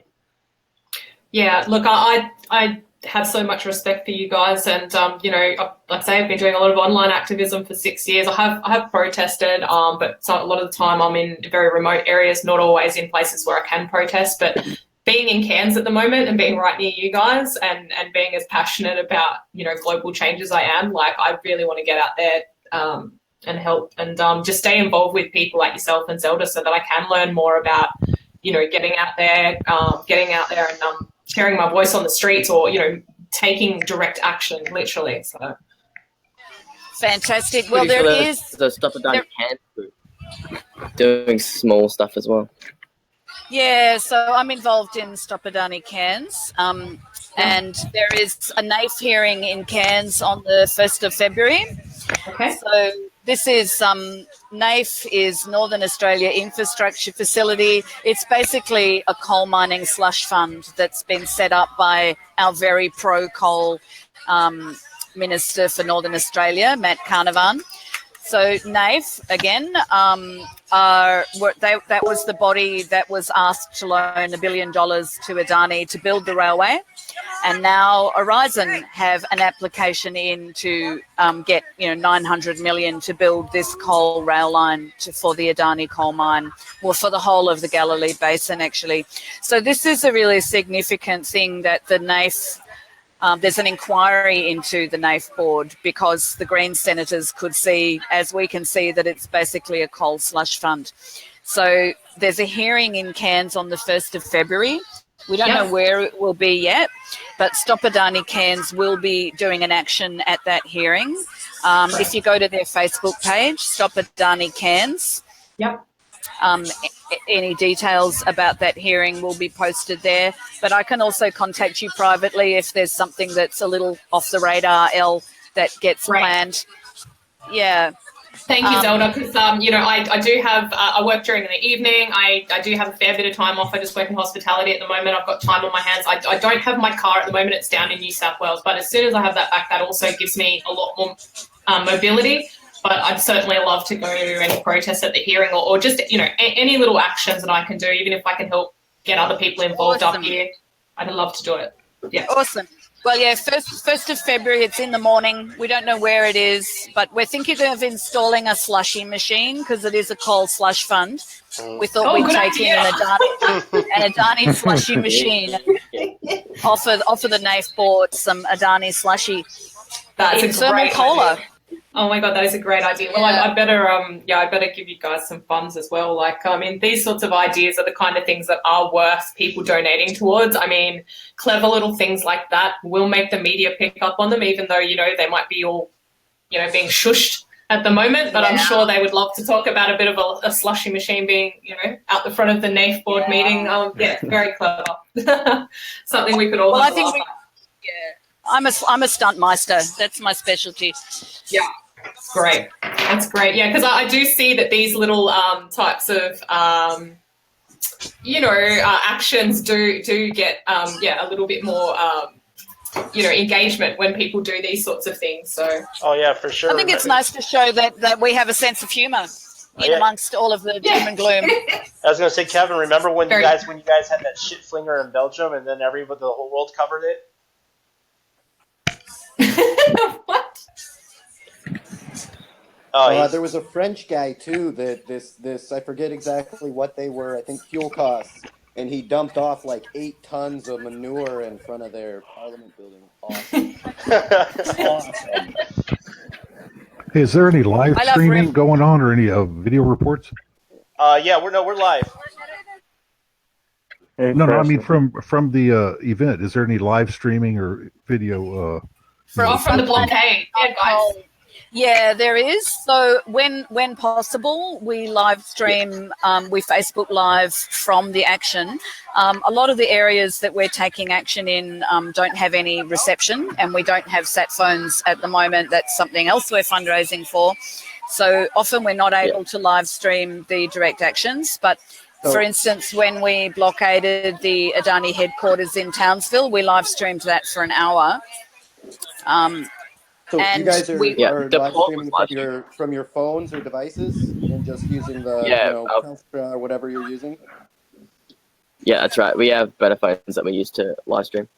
Okay, so what I can do is we can actually build you guys cell phone boosters. So as long as you're within, 100, 200 miles of the cell phone tower, you can, still have, internet and live streaming. But rather than having one bar that comes in and out every once in a while. now you're talking, Taryn. Now you're talking. All right, you guys are awesome. Yeah. Well, let's chat after, and we can make that happen. Yeah, I'll get a hold of you guys after. But yeah, they're not hard to come by. Yeah. I can show you guys the ones we built for Standing Rock and for Line 3 and all of that. But that way we keep our guys being able to live stream and get info out. Yeah, to any of our listeners, if you have like some of that equipment laying around, or some also just like message like Flack Facebook or Flack Coal, and we need these kinds of resources and stuff up here as well. Yeah, I got you. Don't worry, I got you. Thanks, Taryn. That's amazing. Also, we nearly always cut a video, and that would be up on our Facebook page and up on our website. So we do try to cut some video of the direct action and an interview with the person who's locked on. But yes, live stream, we have been tech deficient. So we'll look forward to getting that from you, Taryn. That'll make a big difference.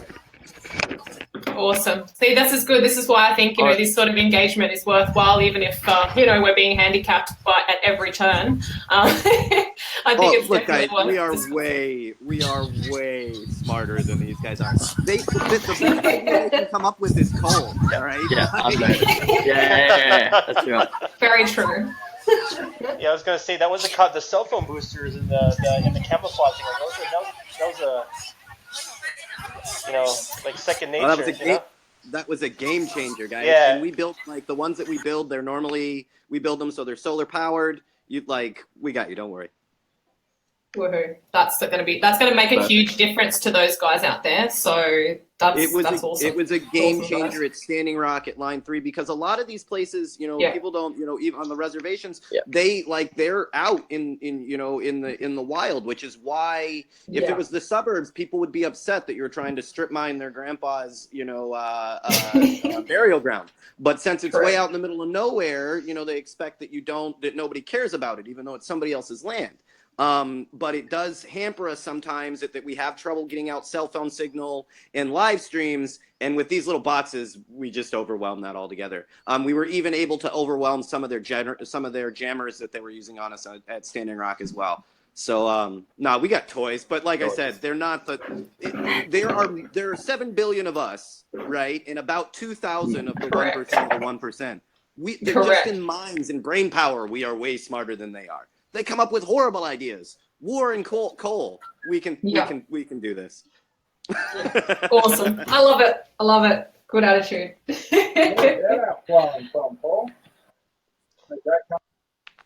I just say something on fundraising and all that kind of stuff?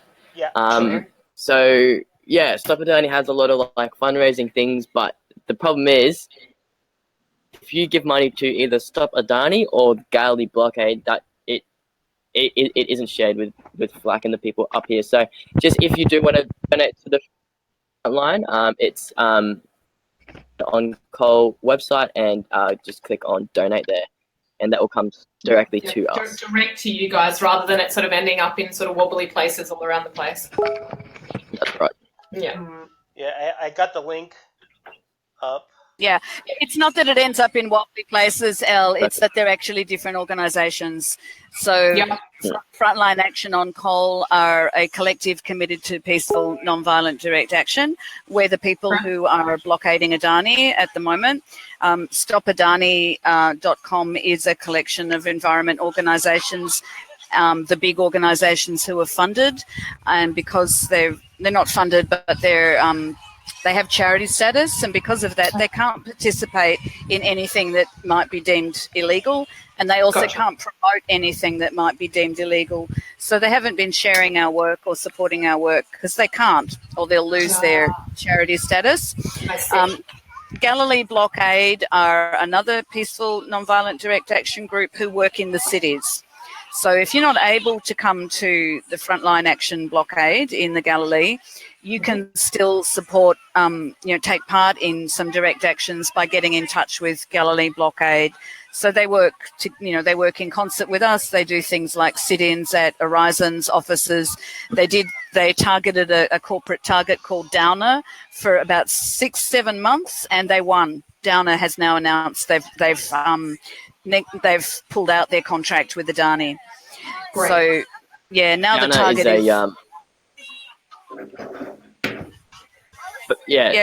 Downer is basically a construction company that was contracted for several $1 billion to do basically all of the construction line. And basically the Galilee blockade did a lot of activism around them, and they've pulled out, and so Adani pretty much needs to figure out how they're going to do it by themselves, which they've never done in India or wherever their other operations have been. So we're on the upper hand there.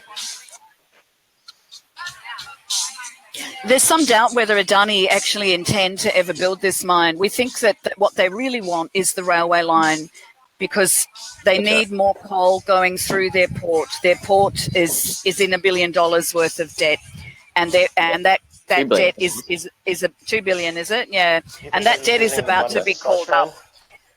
So that's why the game at the moment is really to stop the railway line being built, and that's where Frontline Action on Coal have been directing all their resources. Stop the coal mines, stop the coal trains getting into the port, stop the coal getting loaded onto boats, and stop the new railway line getting constructed. So just also while we're discussing Adani's intentions, I just, because from what I've learned by trying to get involved in this fight, is I've learned that Adani stated that they were going to provide 10,000 Australian jobs down in the Carmichael. Obviously, there are a lot of people that don't have work down there. That was one of their big sellers. But then I've heard that it's actually, in fact, more close to only 1,500 jobs that they provide. Like, they haven't been very transparent. And in fact, they have a lot of offshore accounts where a lot of this money would not go back into the Australian infrastructure anyhow. Is that right?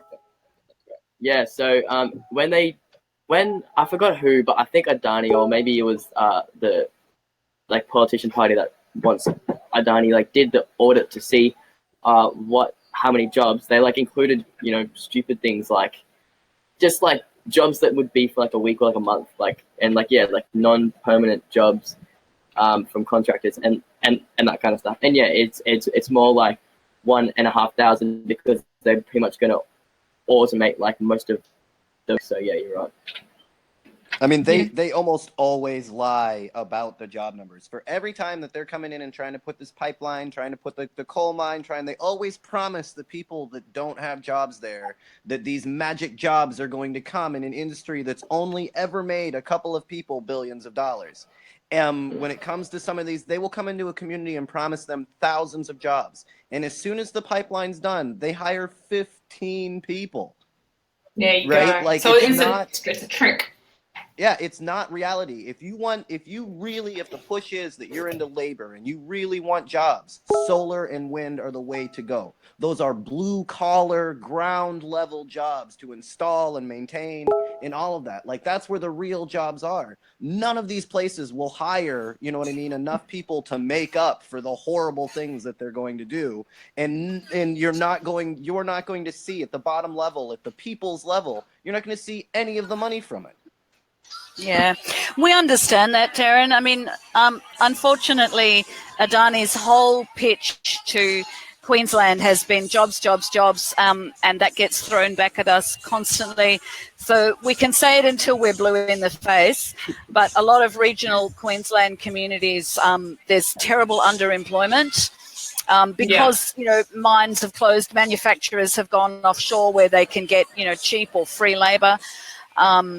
So there's and then cyclones have come through. So a cyclone came through Bowen last summer, and that's a huge, you know, it's really hard to recover from. I've been through a cyclone myself. It's pretty shocking. Yeah. So people are feeling pretty downtrodden. A few people, local people on our Facebook page, have even mentioned that there have been suicides in the region. From people who are so, you know, because of the level of despair. So when Adani comes along saying, oh, there's going to be all this money, there's going to be all these jobs, everyone's going to have, you know, 200 grand a year and be driving fancy cars and building new houses. And it's, you know, everyone gets really excited. And it's really sad because we know they're lying. We know that that's not going to happen. That's the deal. Nobody ever looks back and it's all like, hey, wait a minute. You guys have built thousands of mines and you fucked us over every time. What makes this one so different? Like, they can't ever say, hey, remember when we moved in that community and the water was clean and everybody was happy and well paid and driving around in Ferraris, right? You remember that town? It doesn't exist, right? They used the coal miners up to the last fucking drop, right? And then disappeared. Yeah. If you look at the coal mines in America, right? You know, they even denied that people were dying of the sicknesses, black lung and all of that. Oh, yeah. Closed up the walls and, you know, closed up the doors and then ran off with everybody's pensions too. And then one generation later, these same guys are saying, oh, we should open up the coal mine. No coal miner has ever said, open up the coal mine. Yeah, and I know for a fact they are no longer signing people up for these massive $200,000 contracts. That was one thing that concerned me when I was out in Kalgoorlie. Again, a mining town, massive gold mines out there. Now, they're hiring now younger people who are willing to take $60,000 contracts. So the old fellas that were getting paid the big, big bucks, they're few and far between now, and they're making them work longer hours and for less money, and you know what I mean? So the big money from being a miner days is well and truly over now. Well, we know there are no real jobs in Adani. It's doubtful they even plan to build a mine. Blame the people there. Yeah, and like we discussed before, they also realize that this industry is done, as do the fossil fuel industries realize that this is quickly coming to an end. But you know, there's still that kind of greedy person that will destroy an area for 1,000 years for a couple million more. You know, a lot of times they're just talking about, you know, $1 billion extra profit in something that you've already made $1 trillion out of. Correct. Yeah. Yeah, I was going to say, they were planning on using this coal for for a power plant, or what exactly were they planning on using the coal mine for? Wasn't like a, no, you know what I mean? It's low grade thermal coal. Initially, they said they were going to sell it to India, but now India has said we won't buy it. We're phasing coal out. So they actually don't have a buyer. They don't have a financier. That's kind of what I thought. Yeah, because nobody uses the coal electric. Nobody's going to fund it. Anymore, Nobody's going to buy it. Yeah, that's why our government's a bit insane. I mean, it's because we know we have all this coal, right? And our government's seeing all the dollars from selling all this coal that we have. But it's a dying industry. So they're here telling our whole nation, going, yeah, coal, it's great. Let's sell coal. And, you know, they want us to think it's the best thing since sliced bread. But they're so backwards and so behind the times. They are just blinded by their own greed, I think. So for US listeners and others overseas, Australia remains the biggest coal exporter in the world. So even though a lot of our a lot of our electricity is gradually switching over to solar and wind. We still have most of our power on coal power plants, really dirty, old-fashioned coal power. And we're still the biggest coal exporter in the world. So the game for us, after we stop Adani, we're going to stop all new coal in the Galilee, and then we're going to start closing down existing coal power stations. Yeah, they all got to go. I mean, Yeah, because right, all we of coming for you. Unfortunately, look, the world used to run on whale oil. It does not anymore, right? It was quickly replaced by fossil fuels. The fossil fuels time has came to an end. Coal's time has came to an end. We're gonna have to we're gonna have to take down the industry altogether. But on the same note, it's going anyway. Right, we're just the difference between revolution and progress is revolution is saying we can do it right now, and progress is saying we can do it in 5 years. That's right. Hello? Yo. Hello? Yo, Eric, so just coming back to Invasion Day, I'm still at the rally here, surrounded by land rights flags. There was just a mob of young fellas dancing in front of me, and they were African Australians together with Indigenous Australians doing their hip-hop moves. It was very groovy, I can tell you. I felt like an old codger sitting here watching those moves. And I think pretty soon we're going to go and do a sit-in at a major city intersection, so I might have to jump offline soon because I think I want to be in that. Okay, and just before you go, Zelda, I just want to let you and Eric also know the good news too. I think it's called the Black Fuller Revolution page. They were very, very pleased that we went ahead with the episode, and they will be sharing that on their page. And they have 164,000 viewers on their page. So hopefully that will also get you guys a little bit more attention from people that care. And I guess it's just it's a good thing to know that they support this as well. Fantastic. Yeah. So thanks for shares, everyone. And to support us, go to frontlineaction.org. And there you'll find, if you're an Australian person, local person, or even if you're an international person, you're very welcome to come and join us on the front lines. We want more people. We welcome all comers. We've had people from as young as 1 year old through to 80-year-olds come and join, and you don't have to be a person who goes and locks onto machinery. We need lots and lots of different types of work done, or just come and sing us songs and make us feel good. So frontlineaction.org is the website, and Frontline Action on Coal is the Facebook page. Really appreciate the shares. Shares internationally would be fantastic. This is a global problem. We're here to stop the biggest coal mine in the Southern Hemisphere from being built, and it's going to affect everyone. If the coal in the Galilee Basin gets burnt, it will be the 4th largest emitter in the world. So it's like adding a whole United States of America to the carbon budget of the world, and we can't afford that. No, absolutely not. Absolutely not. Thank you so much for coming and speaking with Anonymous Bites Back today, Zelda. That's it's been great to actually hear from the guys that are out there and doing the fight on the front line, and to just learn a little bit more from each other about how to go about fighting this corruption. I think every little bit helps. Yep, and no matter what they come at us, we're going to respond peacefully and powerfully. So Frontline Action on Coal are totally committed to see this through. We're going to stop that mine. Really enjoy your support, and fantastic to be on the show. I'm going to hand over to you, Eric. I'm going to go and walk the city street. So much, Bye. Bye. So with all this digging, wouldn't some of this land eventually fall off into the ocean anyways? I mean, how far are you from the ocean, you said? 500 kilometers? Yeah, that's why we need a massive railway. But one thing that we didn't talk about, and Eric, I think you could probably even tell the guys a little bit more about it too, is the fact that Adani has been given, like if they do get the mine to go ahead, they have been given unlimited access to aquifers, like precious, clean water aquifers. They can draw as much water as they want out of that basin, right? And they also have a really bad history of chemical, runoffs and all sorts of dreadful things. So that is eventually going to get back to the reef as well. So I don't know if Eric, maybe you want to discuss that a little bit more, but that's something that concerns me, is the fact that they can tap into those aquifers. Yeah. So in this place in Queensland, we have a lot of problems with droughts and that kind of stuff. Water costs heaps of money, especially in local cities like Townsville and that kind of stuff. They're just basically getting it for free. Yeah, just part of the whole scheme of the government trying to make the mine profitable while it just being just straight up, just not a good idea, So yeah.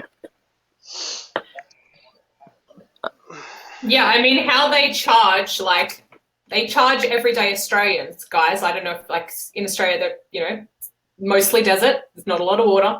We pay high rates for our water. We pay high rates for basically everything here, way higher than anybody else in the world. But anyway, the water factor is crazy. I mean, so your everyday citizen has to pay through the nose for water, yet a dirty big coal mine can come in and take as much water as they want for free, to the point where they could just clean us out. So yeah, that's this is why I really wanted to bring this show, to everybody, to talk to everybody about this and get the water protectors involved, or at least have them hear about this through Anonymous Fights Back, because I know you guys, gave them a lot of love during No Dakota Access Pipeline, and there are still lines of communication open. So I just really thought it was important for all the native sovereigns of the world to know about what is planned over here. Yeah, I was kind of surprised myself, the lack of knowledge about what is going on over there from just even the people that I had contacted. They're like, coal mine where? What's going on? Yeah. Yeah, that was my reaction when Tyler said something about a coal mine. I was like, who the fuck uses coal anymore? Yeah, and it's not this is going to be the biggest coal mine ever built, if they built it. It's crazy, and it just shows how effective the elite are at being able to keep this information suppressed. I mean, shouldn't there have at least been one or two bits of media coverage somewhere overseas to show what's going on? But there hasn't been, because we all know who's paying these people. That's what upsets me the most about it all. Yeah, you think? I think it's got worse. Once upon a time, maybe you would have heard about it, but not these days. Yeah, you think you would have heard it on one of the major outlets, something. I think I got a snippet from, an ABC network, but it was a paragraph, and that was it. Yep. Well, there you go. See, that's interesting that you should say ABC, and even Eric might, have some points eventually about that fact. ABC is basically not so much mainstream media, and because of that fact, because they've basically been a media source for the people here in Australia, our government naturally has constantly attacked them, constantly tried to take funding away from them, constantly tried to get rid of the ABC, because they are one of the very few, and they're not 100% transparent, but they're pretty good. But it's just interesting to see that they're the one that gets attacked and the one that gets all the funding sort of affected. Yeah, just keep on spreading the links, keep on putting this stuff out there. We'll keep on pumping this stuff out. On our end. But most likely we're going to have plenty to. Of it on I was going to say most likely we're going to have to concentrate more off Facebook, because it looks like there's been a digital using #StopAdani is looking like it's literally been assigned a shadow ban if you've been using it. So maybe put it in numbers, stop Adani, and then change it a little bit. But I'll think of something. Yeah, it's it's quite interesting. I've done a couple of projects with you guys in the past, and worked on a few actions over the years, but yeah, like it just seems as though, I don't know if it's just the times that we're in right now, is that we're getting a lot more resistance, or if there's just a lot of resistance to this particular movement.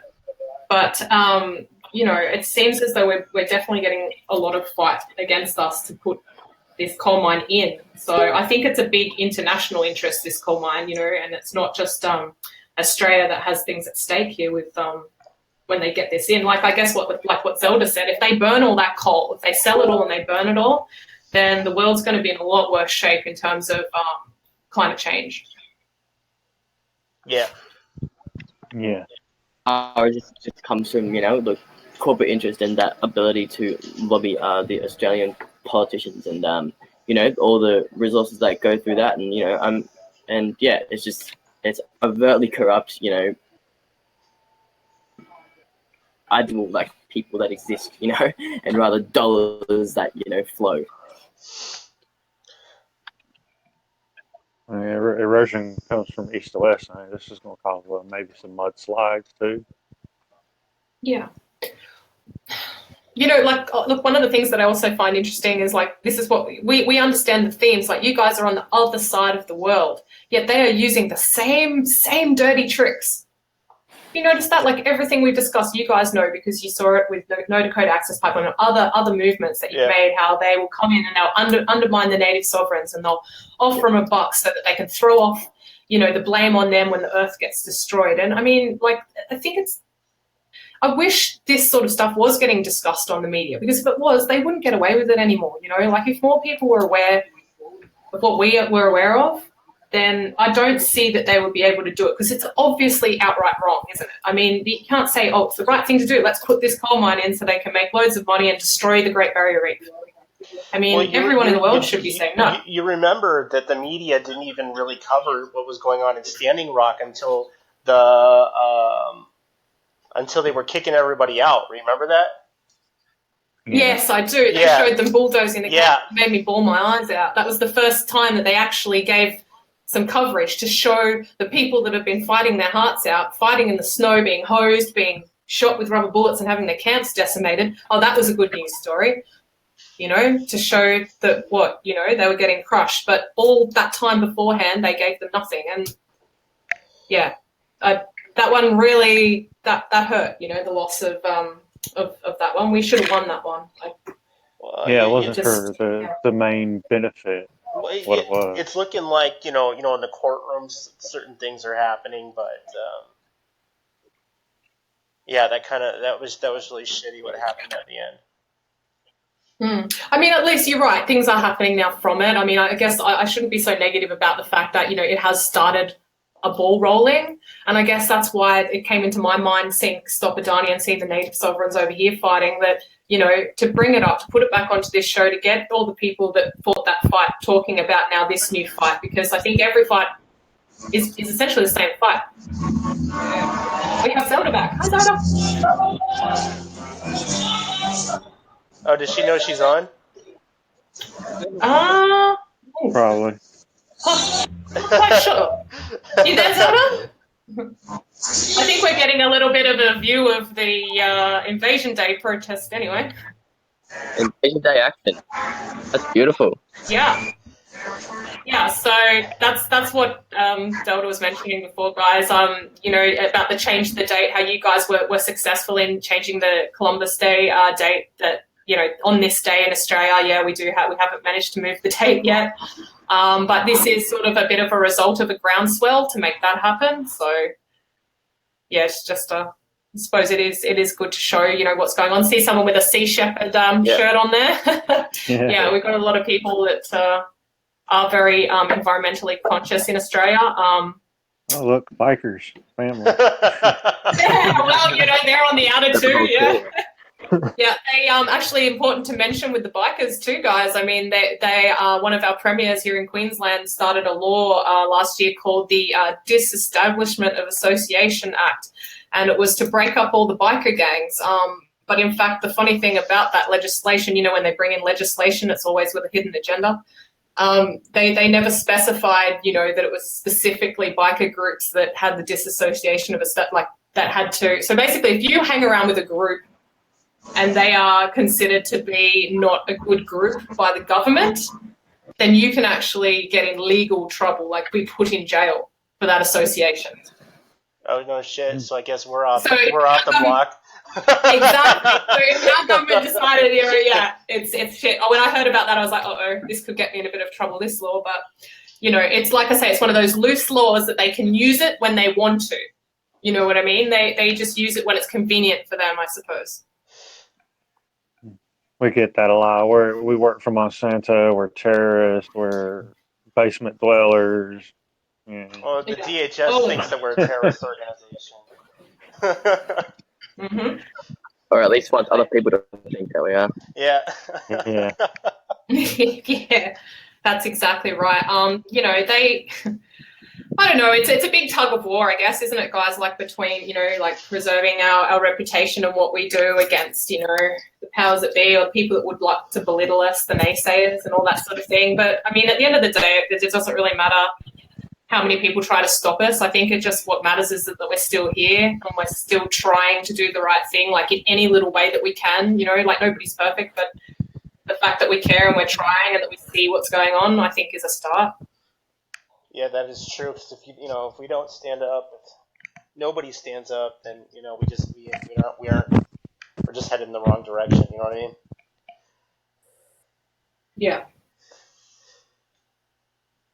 Did we just lose another person? I think we just Somebody else fall off. Possibly. I think Zelda's popping in and out.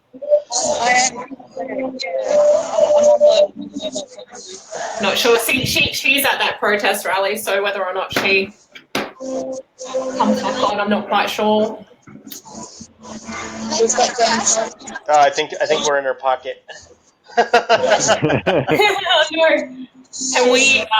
Can we just close Zelda's can we close her out somehow, just in case she doesn't realize? Yeah. Oh no, she turned it off.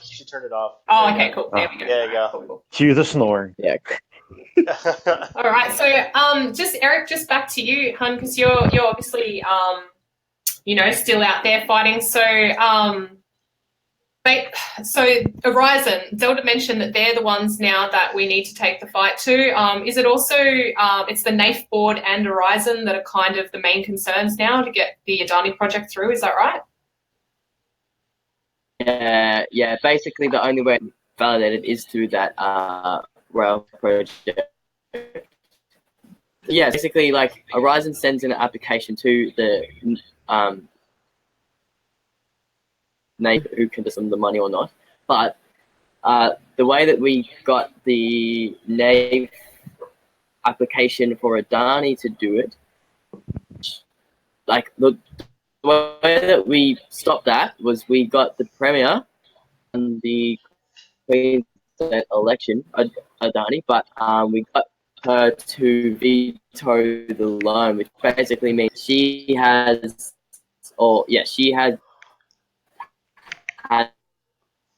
Oops, sorry, you're just breaking up veto there. power over decision, and so when she got into that, how am I now?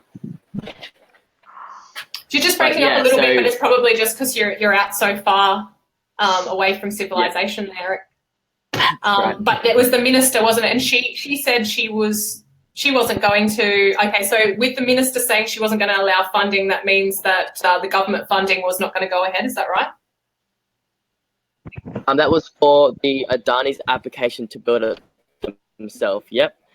Problem is, Horizon can still build that rail line, and so that's why we've been targeting Horizon, and we've also been we were targeting Anastasia Palaszczuk, who is the head of the state government at the moment. Yeah. I think it was yesterday. She basically said conflict of interest and that she gave the veto power to someone else. And so yeah, I can't actually tell. I don't know who that is. So our target in terms of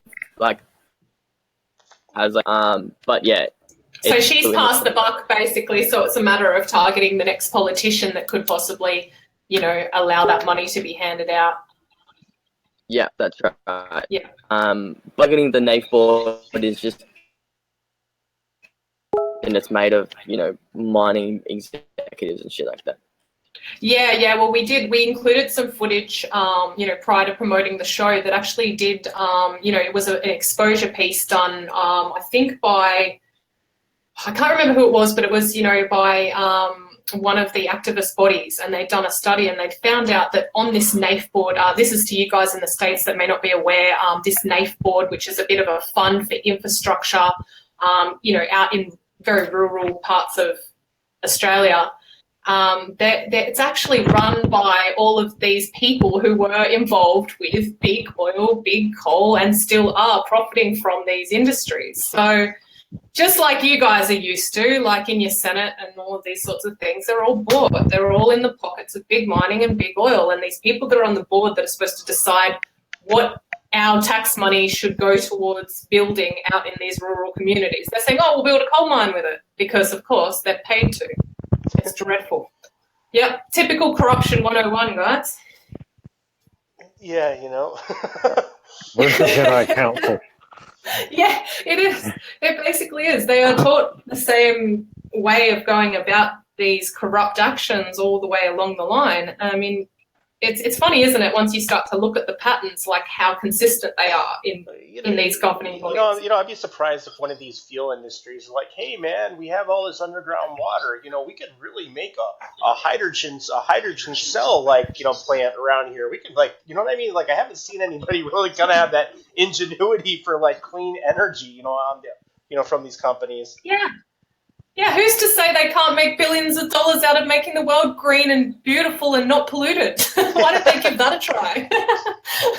You know what I mean? Like, I mean, I really think that the time is, it's, you know, I think it's hard also. I watched that movie about that old oil fossil fuel man that, you know, his son got kidnapped and they cut off his ear, and like he was like the richest man on earth, and he wouldn't even pay like $17 million to have like his grandson brought back from these prisoners who were like cutting pieces off him. Oh like, my I think God. that was a really big insight into the mentality of people that have got more wealth and power than they can spend in a billion lifetimes. You know, they are cold. A lot of these people are very cold. Yeah, you know, this stuff doesn't even make, you know, like a lot of sense to me. You know, even the Saudis, you know, the number one producer of oil, are gradually even stepping away from that. You know, like that might be one of our biggest hopes, that at least the people that are supplying the oil might realize that it's bad for the environment and say, no, we're not supplying you the oil anymore. Find something better and cleaner. And, you know, but then again, I suppose they make a lot of wealth from these things. But if they start to turn to green alternatives, perhaps, because they are quite innovative, aren't they? I mean, look at Dubai. Mm-hmm. Perhaps they could start to innovate. But, yeah, I don't know. I don't see it coming from the West at the moment. I see them wanting to squeeze every last stinking dollar out of oil and coal until the Earth's basically barren before they make a change. Yeah, that's true. Yeah, that's the problem. Like, you know, the button's so large and they have so much money behind them. It's a dead industry, but they're not just going to roll over and die, you know. And that's why it's sort of a lot of the things that we try to do is to sort of support a transition. Yeah. Because it's hard to kill someone that's that fucking big.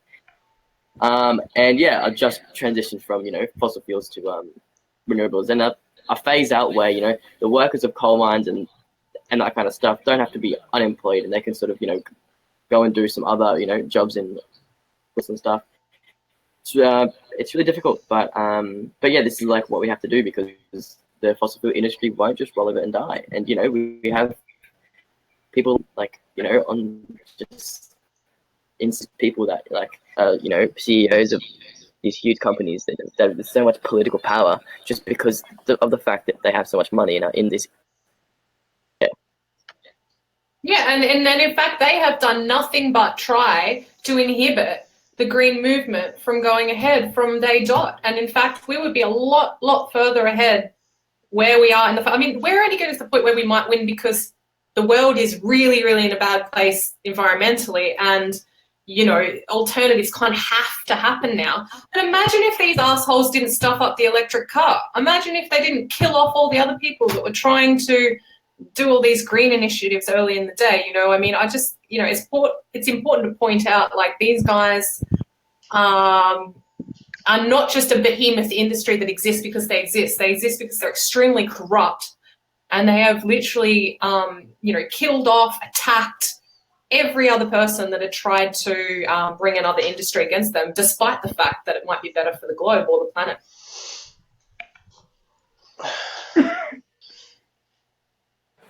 I was gonna say, quite literally, they would rather count their money and then see the world, and see the world burn in flames at the same time, Yeah, and I mean, I couldn't understand it until I watched that movie, and I watched that old man, and he's just like, yeah, I just like things, I don't really like people. I'm like, yeah, I kind of get that, in the sense that you're that cold, and calculating that you would rather have objects. That was what this man said. Like, it was like he had no understanding of the value of human life. So if you have a bunch of really, really mega wealthy, powerful people that have no concern for human life, even their own blood, we don't have a lot of hope to convince them, by speaking to their hearts or appealing to, what's right to them, I guess. Like you say, it's the only way is to do it the way they understand, with the money, hit them where it hurts, in the pocketbook, divest, put yourselves in their way, irritate them, get in their head.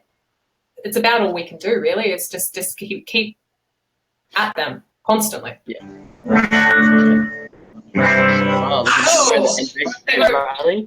About to see a concert here. Check it out. The tribal. Oh, someone's getting arrested. For real? Oh, wait. Arrested. Yeah. We can't build up Zeldas, yeah. So see the flag there with the black and then the red at the bottom and the yellow. That's the Aboriginal flag. Yeah, you guys familiar with that flag there? That's the Indigenous flag. There, I thought it was, at first when I saw those black and red flags, I thought it was Antifa. I was like, what? Yeah, no, yeah. Yeah, they won't come out today. But yes. But yeah, no, it is interesting because on Australia Day, basically all Australians, like, they'll wave the Australian flag everywhere and get very, very patriotic. And it kind of used to be a day, I think, that most Australians thought, like, it kind of unites us. But as people are becoming a little bit more aware of the history, because remember, we weren't taught it in schools, but as people become more aware of what happened to the Indigenous people, this day becomes, it's weird. It's becoming a really weird day over here, like a really racist day, as opposed to a day that's supposed to unite our nation. Like, it's becoming a day where everybody just sort of turns on each other and starts to sort of bring up racial issues. And I mean, we've had riots, and I mean, not between the Aboriginals and general white people either. It was like Muslims and white people, and I don't know. It's just got, to me, I don't know. It's turned into. What do you think, Eric? Australia Day doesn't really represent what it used to now. Yeah, it's just a bit of an excuse to get on the piss and hang out with your mates. Like, and it's really sad because there's so much like struggle that Indigenous people face, and our communities that are trying to support the environment and support the struggles of the Indigenous people. We try to like support them, and like, for example, like at the blockade, we're not doing anything today, so we can be silent, and their voices can be amplified, and we can sustain in solidarity. That isn't to say that we don't do that, or at least try to do that usually. So, for example, like in our activism, we pass everything that we do through the local Aboriginal folk that for example, I'm on Berry land at the moment, and we try to communicate with them, and try to find out where their interests lie, and just sort of keep in contact with. We understand that climate justice is you need to the sort of struggles of the Indigenous people of the land to achieve the climate justice that we're after. So we Eric, understand that. Absolutely. I think it's worth highlighting also to you guys, that, there are some Indigenous groups in Australia that have had sovereignty of the land, and they have sold out to big mining, for whatever reason. We did discuss the reasons that this ends up happening, but, I guess I'm really, really proud of the fact that the Wangan and Jagalingou people, they have not taken any of their money. Like, that's what they turned down, that shut up money from Adani, and they said, no, you're not doing it. And not only that, we're going to fight you, and we're going to go and we're going to talk to all the big banks, and we're going to get them not to invest in you. And I think that was really brave of them to do that, especially considering, how oppressed Indigenous culture is here in Australia. So, they've done a fantastic, tremendous effort, and I just hope that, they do win, because, they haven't taken any money for this mine, and they have not agreed to anything. So, yeah. It's some nice weather you guys are having there. Nice one. Oh, yeah, we usually have nice weather about it because it's like 14 degrees where you live. Come and check it out at some stage. If you've never been to Australia, come and check out Cairns. It's paradise. Absolute paradise. Hang out at the blockade. Yeah, you'd be furious. If you come over here and you saw how amazingly, stunningly beautiful Cairns was, and knew that they wanted to build a filthy coal mine like 500 kilometres down the road from it, you would be really angry. Yeah, I'm understanding why birds migrate now. Yeah. Yeah, that's right. Yeah. But soon, the way things are going in the world, they won't have anywhere to migrate to. I was going to say... They're messing it up all over. I was going to say, I actually live like one of the largest cities in the world, and there's a oil refinery that goes around for like 3 fucking miles just south of me. Oh, shit. Yeah, that's dreadful. Yeah, that's the thing as well. Like, as I've moved around Australia, because I was just stuck in Sydney most of the time, just doing digital stuff and living in my own little cubicle basically. And then I just went, no, there's something wrong with this. This doesn't feel right to me. And got out there and had a look around the country. And we do have a beautiful country, but I'm telling you, it is littered with mines. And there are other places that it's already too late for. Like I said, this is what I was saying to Zelda when we discussed earlier whether or not, to do this show, and the fact that it is Australia Day, and just sort of, what that means to Indigenous people. I was actually at a place called the Whyalla Foreshore last Australia Day. And I got very upset. It's down near the Great Australian Bight. So it's right at the bottom of Australia there, where it looks like there's a big bight out of the country, right? So on the coastline there, the Indigenous people there used to sing to dolphins, and they used to have a bond with the dolphins, and they used to get them to hunt fish into the river for them, which I think is a beautiful thing. There are only a few native Indigenous in the world that are known to have had a very, very special connection and bond with the dolphins. And I found out on that Australia Day while I was at the Whyalla Foreshore that there are no Indigenous of Whyalla left. They were moved off to camps very, very, very early in the piece. And there's not very much left of their culture at all there. So, and that's because there are dirty big mines that have been built there. They just got in there and they just decimated the place. So, it's just important to recognise as well that there are already so many parts of Australia that the Indigenous have been all killed off, and they've put in these mines, and their native titles have just been rejected, basically. So, yeah, it's a shame for our country. Sure.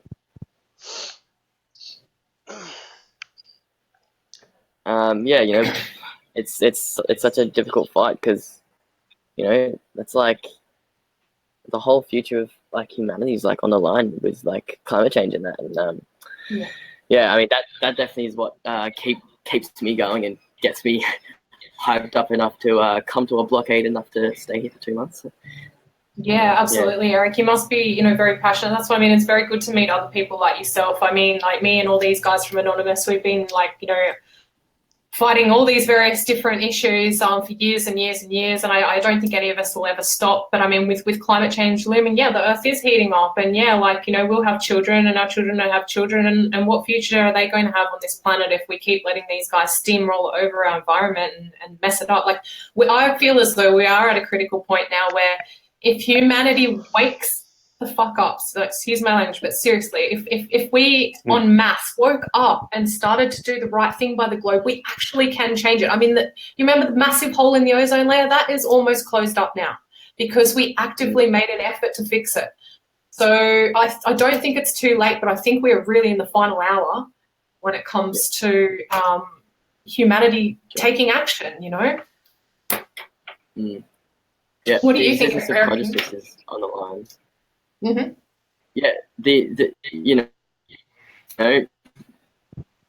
consciousness in the universe, and it only takes, I think it was something like 3% of the population have never risen up against the government using NVDA tactics, have never failed, and have successfully achieved their goals. So it's everyday Australian that just needs to write the letter to the politician, or chip in $5 or $10 to Black or wherever, and we can really make a difference here. Just like if you want to get involved in direct action, there's so much space.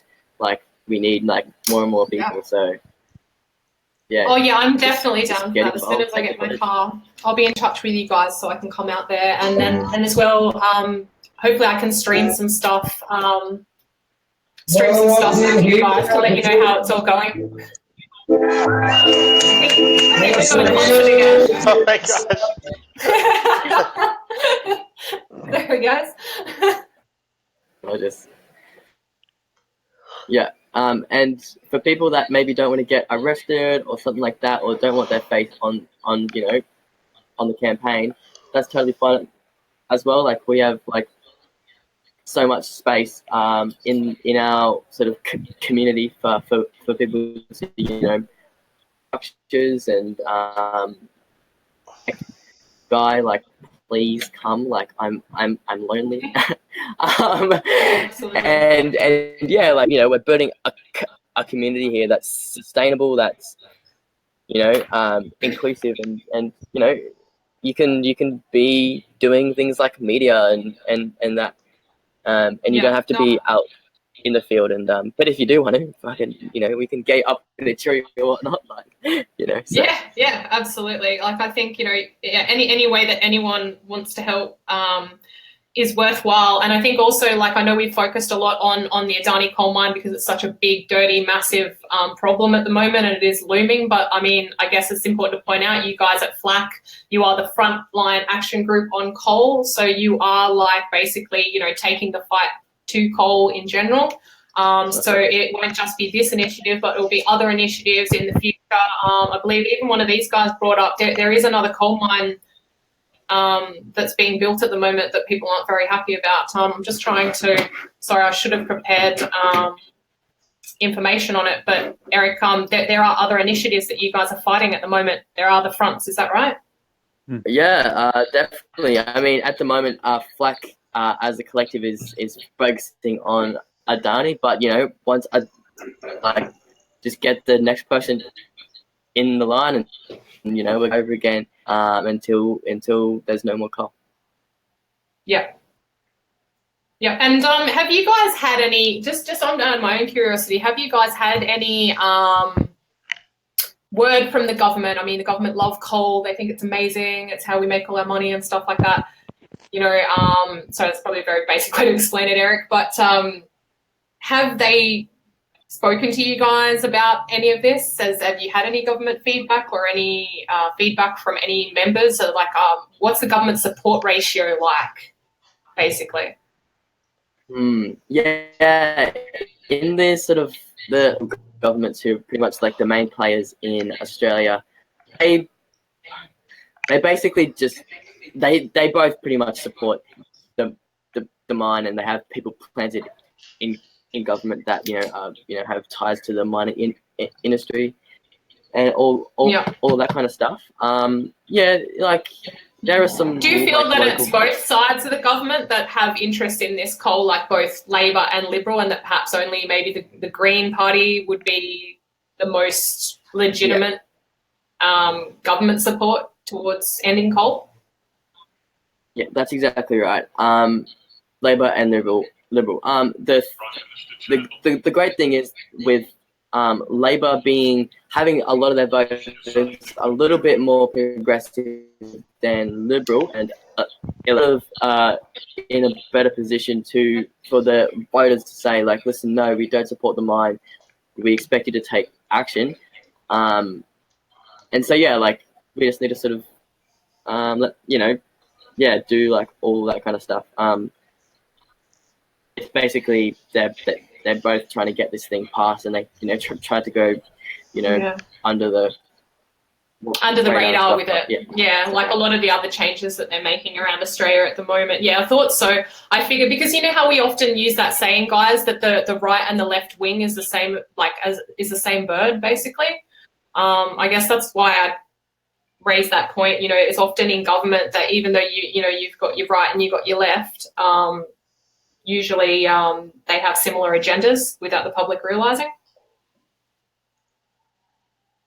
Bird can't fly without two wings. Because they have so much political power, and just invest in lobbying, invest in planning people in positions of power, and so I think that's probably why we get that. Yeah, no, it's it's unfortunate. Particularly, you would expect some legitimate support from the Labor government, but I just think, I just have no faith in politics anymore. I mean, yeah, me neither. Yeah. I was gonna say we had one guy that literally fucked our internet. And it was a policy that nobody wanted. 80% in the United States didn't want, and yet it passes. They did that to us as well, Tyler. I think it was deliberate. I think they wanted to fuck up the internet for the West. Yep. Because of this revolution, I really think that that's part of it, because, the exact same thing has just happened with our NBN infrastructure. It was supposed to be all set up like A1, fiber to the node, super fast, and then they screwed it. And I started to think it was deliberate. Now that I know the same thing happened in the States, I'm almost 100% positive it was deliberate. Oh yeah, Mr. Ajit Pai is nowhere to be seen. He is. Oh yeah, he won't even do a public appearance because he's had so many death threats. My God. Yeah, because, there are small nations that are like second and third world, and they have speeds of internet that is like fucking 50 times faster than us at the moment. You know that? Yeah. They have, it's very, very ironic, I find. Yes. Very ironic. Since we're talking about politicians, I found out who the person was that now has the veto power to veto the loan. Excellent. So who is it? Jackie Trad, who is a member for South Brisbane, which is the capital of Queensland, and the State Development Minister, Cameron. Zelda, we can still hear you. Jackie Trad, okay. Zelda. Hey, Zelda. Sorry, guys. Can anybody message her? It might be the best thing. Oh shit. Sorry, guys. Can we mute Zelda somehow? Zelda? Not directly, no. Oh dear. I'll try to call her. I'll try and call her. One moment. Oh, thank you. No problem. Thank you.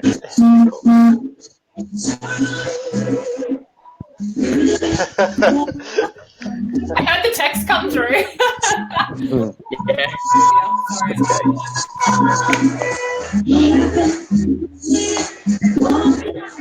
Let me there she goes. There she goes. She did. Oh, she got it. Sweet. Sorry about that, guys. I think she must be accidentally pressing the mic on by mistake. Yeah. Australia follows a lot of U.S. and European rules. Anyways, they intake a lot of the laws. Oh, we sure can. Yeah, we can probably take more laws than average. We're pretty laid back. We're probably on the same scale as Canadians. I find that we're very similar to them. Here in the U.S., everything's just so fucking strict. It's ridiculous. Yeah, you guys are a bit more like full on, but it's good. Like you guys are powerful in that way, you know what I mean? But like we're a bit more, it's okay. But Yeah, but I'm looking at the video of this park. I hardly see any police out here. In the U.S., you'd probably see a couple at least. Yeah. What you got in the Yeah. book bag? What's that smell? What's in your cup? Let me see.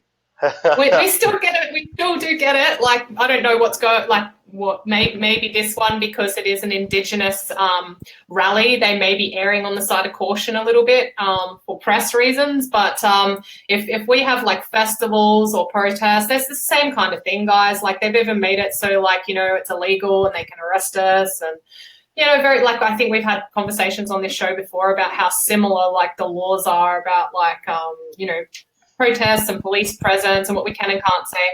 In some cases, it's even worse. Like in New South Wales, we can't swear. So if you swear in front of a policeman, they can fine you $500. Oh, hilarious. And there's no definition of what the swearing is, I'm pretty sure, as well. That's ridiculous. So if I said "fuck you" to an officer, Yeah. like arrested, fined. What? Yep. Yeah. That is my goddamn New South right. Wales to is say taking fuck you to activism. an officer. Yeah, we are very, very, very like, how's the word? Like, it's bureaucratic. We're very bureaucratic. That's a shit thing. Like, we're laid back but bureaucratic at the same time. Yeah, it's the weirdest shit. It's our government. They bring in legislation to legislate legislation. that would be my luck. I'd be that guy to use the slang and find out it's a swear word, and you're like, it's a cuss word for real? Yeah. Yeah. It's like how you get banned on Facebook for using the word fag, you know, when it's part of our like culture to say like, you know, new fag, old fag, but straight away that's a ban now.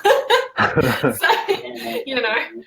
Oh yeah, right here, from what I understand from a couple of people, if you're making racist jokes against white people or black people, they're automatically booed.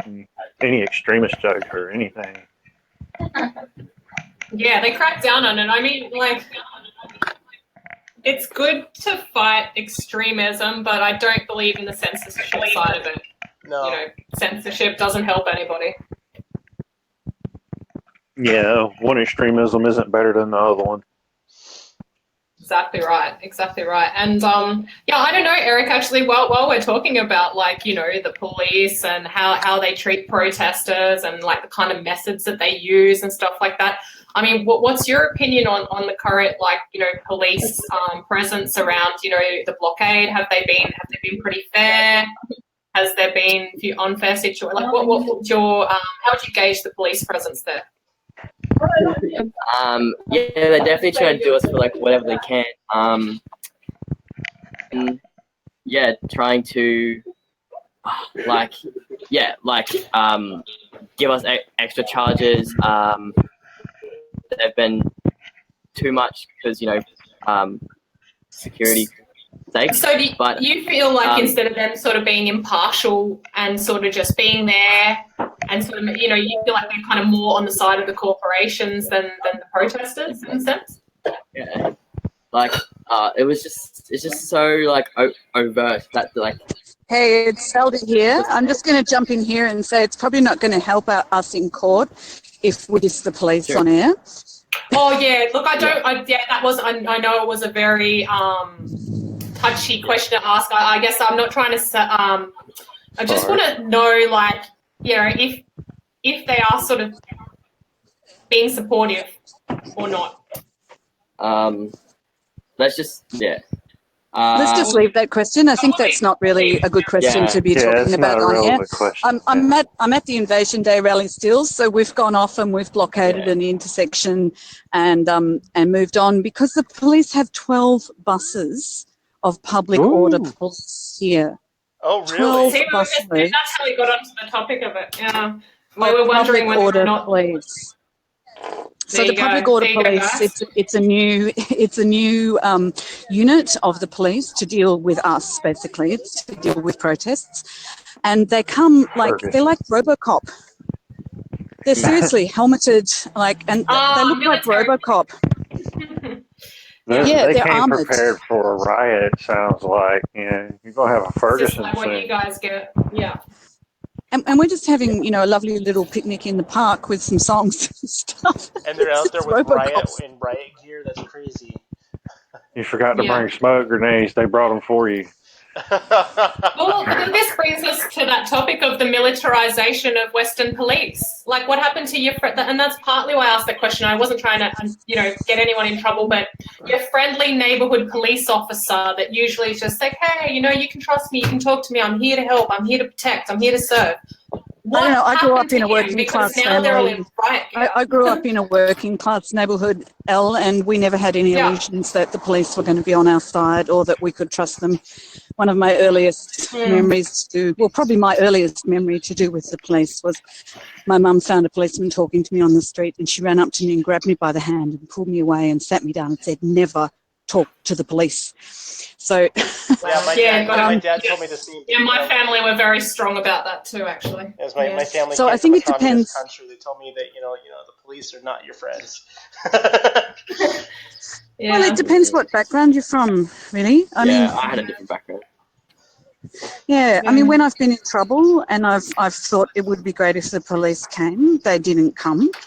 So I thought, well, next time if I'm really in trouble, I'll call the fire brigade, because even if I have to pay a $10,000 fine, at least I'll get a dozen men with axes at my house. Speaking about the fire brigade, we've actually been getting them along to most of our actions. Right, so did they're two supporting actions. it. No, taking us down. It's a shame. Yeah. Because the police don't have the expertise to, wrangle right. people up in trees or locked onto barrels and things like that. Fireys are trained in that kind of stuff. And, I'd choose a fiery over a copper, really. Yeah, absolutely. Get men out of a tree, probably. Be more personable. The police's job is to be impartial and uphold the laws as they are. So, as far as I can tell, that's what they're doing. I haven't heard any allegations of misconduct by the police. I'm sure if there were any, we would hear about them. But also, we're not Indigenous Australians. Most of us, or some of us are. But, being at... Beg your pardon, Eric? I would keep my eyes open. Oh, that wasn't me. Of course. But being at the Invasion Day rally here and seeing the overkill in terms of the police presence, I mean, they hid around the corner, but they had 12 buses full of riot police. Yeah, well, the guys were just mentioning that when they saw your footage, Zelda, of people sitting around, they were saying, oh, isn't it good that there aren't so many police there bothering you? If it was in the States, there'd be police everywhere, and then you've just come on and said there's a whole busload of them with riot gear, so I guess that one's out the window, guys. That's unexpected. Sitting just around the corner. Crushed my feelings. Yeah, look, the feeling down at the Invasion Day rally was really great. As you could probably see from the footage, really multiracial crowd. So great to see a lot of African Australians coming along. I haven't seen that. I mean, I haven't been to an Invasion Day rally in Melbourne for about 10 years. So that's really shifted, and the sort of anti-racism campaign that African Australians are now really drawn into, because there's been some really nasty attacks on them, including by politicians. So it's great to see that that solidarity is starting to be really physically expressed, with people coming to each other's events in support. Oh, a lot of correct. Africans. Sorry, Zelda, I didn't mean to cut you off. Just what you're talking about there with the Africans, the trouble in the media. Can we just touch upon that, because they are being attacked? I did hear something about, and it is down in Melbourne, isn't it, that they're saying that there's all this gang It's largely trouble in Melbourne. So, look, I think it's the same with any kind of racial profiling anywhere. If a white fella, a bunch of white fellas go on a drinking rampage and beat someone up, it's just called youths go on a rampage. But if a bunch of Asian fellas do it, it's Asian youths. If a bunch of Sudanese fellas do it, it's Sudanese youths. So, I don't care who they are. If they're getting high and beating people up, that's not okay, But the racial profiling is also really not okay, and it's damaging to everybody in the community.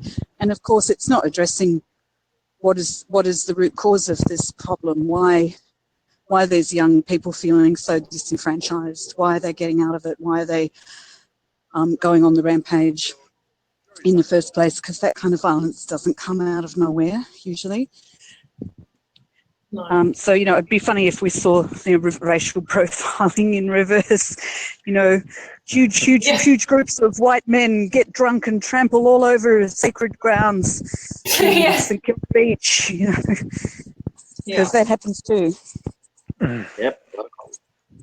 And I know at SLAC we've been very careful to negotiate our way around the country with respect to the traditional owners, and that's a core value for us, and to welcome people from wherever they are.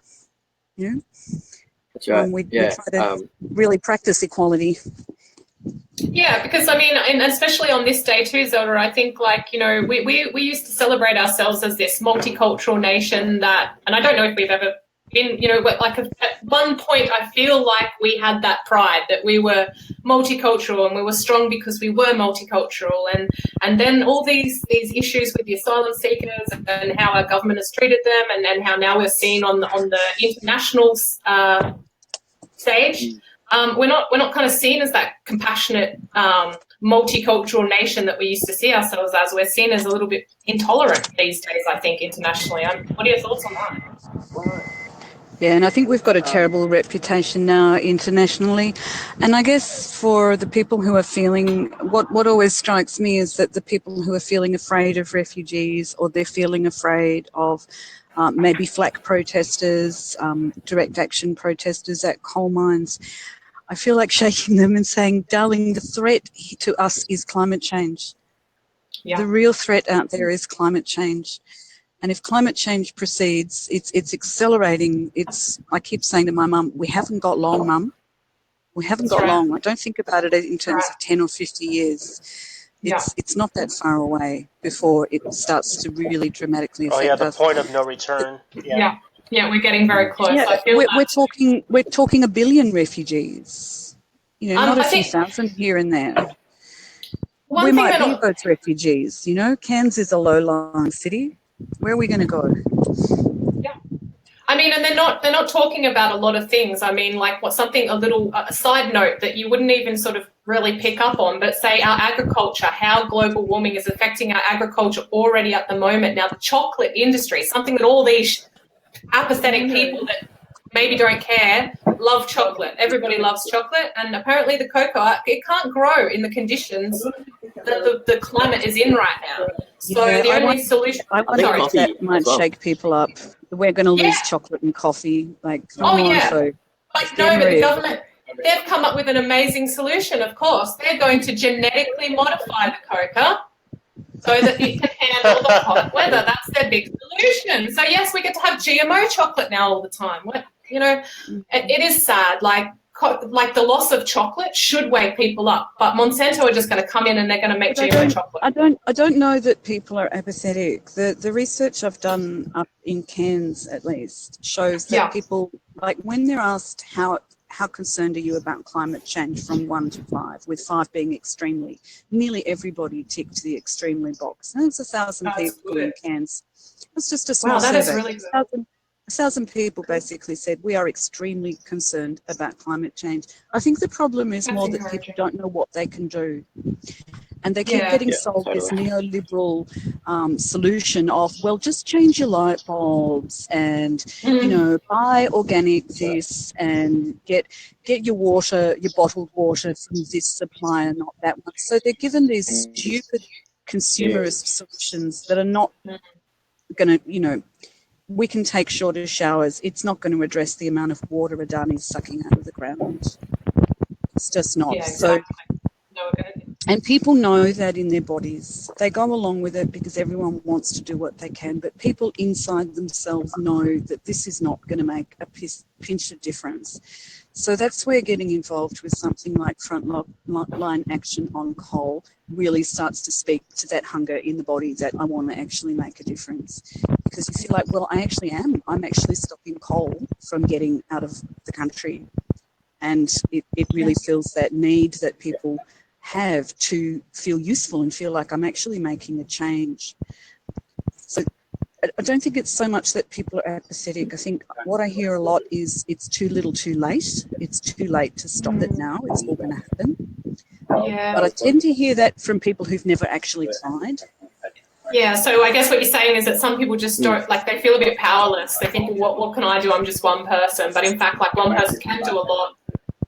If you reach out to the right organisations, or speak to the right people, or like you say, Zelda, like just get out there and go to the rallies, or get active. A small group of people can make a huge difference in the world, and we know that from history. That's a true thing. You don't need to be 1 million. You can be 1,000, and you can. Like if we had 1,000 people at the blockade right now. Oh yeah, she could bring that up. Yeah, we'd be stopping coal completely every every day. All, So I really encourage people to get on and support Frontline Action on Coal any way you can. You can go to frontlineaction.org website, and you can either take the pledge to physically come up to camp, or you can volunteer to work in one of our remote teams, which is what I mostly do, or you can donate money if you haven't got time or capacity to do either of those things. It's a great investment in stopping climate change. $10 goes a long way. Yeah, Eric, do you want to add something there, mate? Yeah, we have some pretty big fundraising campaigns coming up because we need help with lawyer costs and some other things like that. So joining, some like other teams that work around the country, like fundraising, or starting up your own sort of group to help us fundraise. That would go a long way. You can. Zelda, how do they get into contact with the fundraising crew? Yeah, that would be super great. Maybe we can even ask Anonymous Bites Back to put a link up on this broadcast to our fundraising page. It's frontlineaction.org/donate. That would be fantastic. /donate. Is it on your Twitter? I'll retweet. Yeah, let me. Thanks so much. Yay.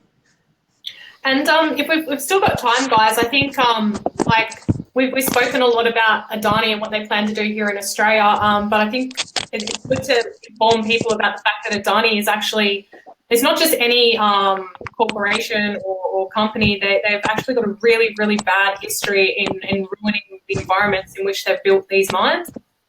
Is that right, guys? Yeah, they operate mostly in India. They have a lot of thermal coal power plants. I think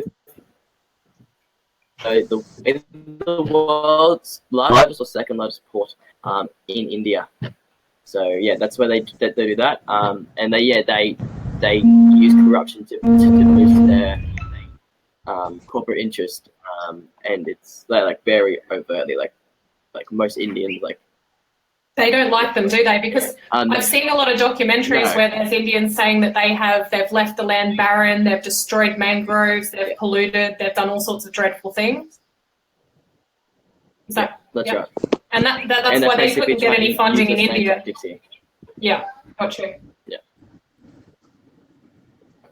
I've also just wanted to touch upon the fact that, I don't understand. Our Australian government seems to really want to support them. I don't know, what they've offered the Australian government, but the fact that they're going to be hiding a lot of their profits in offshore accounts in the Cayman Islands. I mean, that seems to be fairly obvious, from people that have done research into, their profits and, where they put their money.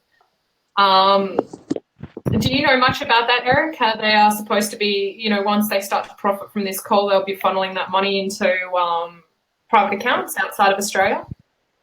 Not the details. I do know, though, that they have a royalty-free period, which is basically where they pay taxes on anything that they dig up. I'm not sure if that's a year or 5 years or something like that, but it's pretty substantial.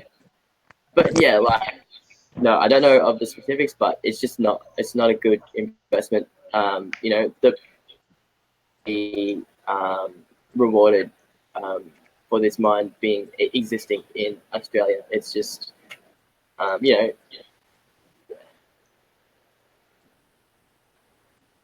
Oh. Yep. Do we lose him? Somebody dropped off.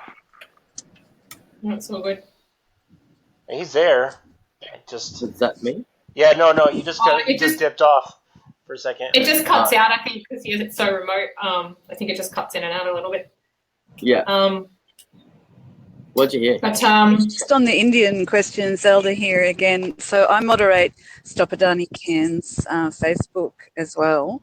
And we've had so many Indian people requesting to join the page, like both people who are resident in Australia and Indians who are resident in India, and constantly sending us messages about don't trust that guy, don't let him build a mine in Australia, he's done this and that and that.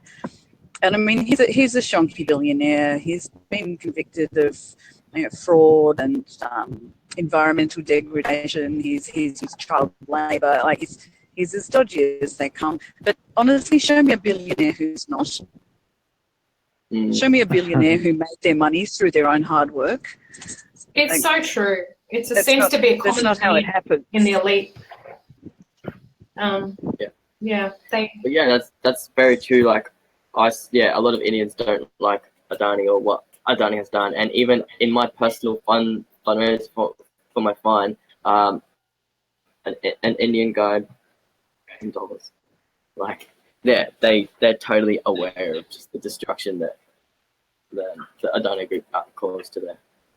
yeah, they seemed really passionate because the documentaries I saw, like this area of India was decimated, and apparently it was all Adani, and this man was there. He was like in tears, and he's saying the land is left barren now. We can't grow anything. We can't do anything with it. They've moved on, and we have been left with nothing, basically. So, how these companies are allowed to do that to people, populations, and land, and then be still allowed to move on. I mean, someone should regulate mining at least, shouldn't they? I mean, that's what I'm surprised about. How can a company like this continue to operate if it's done the wrong thing? Like even in the, in the mainstream way of, we're building a coal mine, but don't worry, we're going to make it safe and make it eco-friendly somehow. Nobody seems to be policing them, is what I'm saying. Yeah, most of the regulations are pretty much corrupt. Like they are either people doing it like have ties to the industry or like are actually in it themselves. So like it's yeah, like with the NAIF board basically, where they're all tied into the industry and getting handouts from the industry. That's right. Yeah. Yeah. Okay.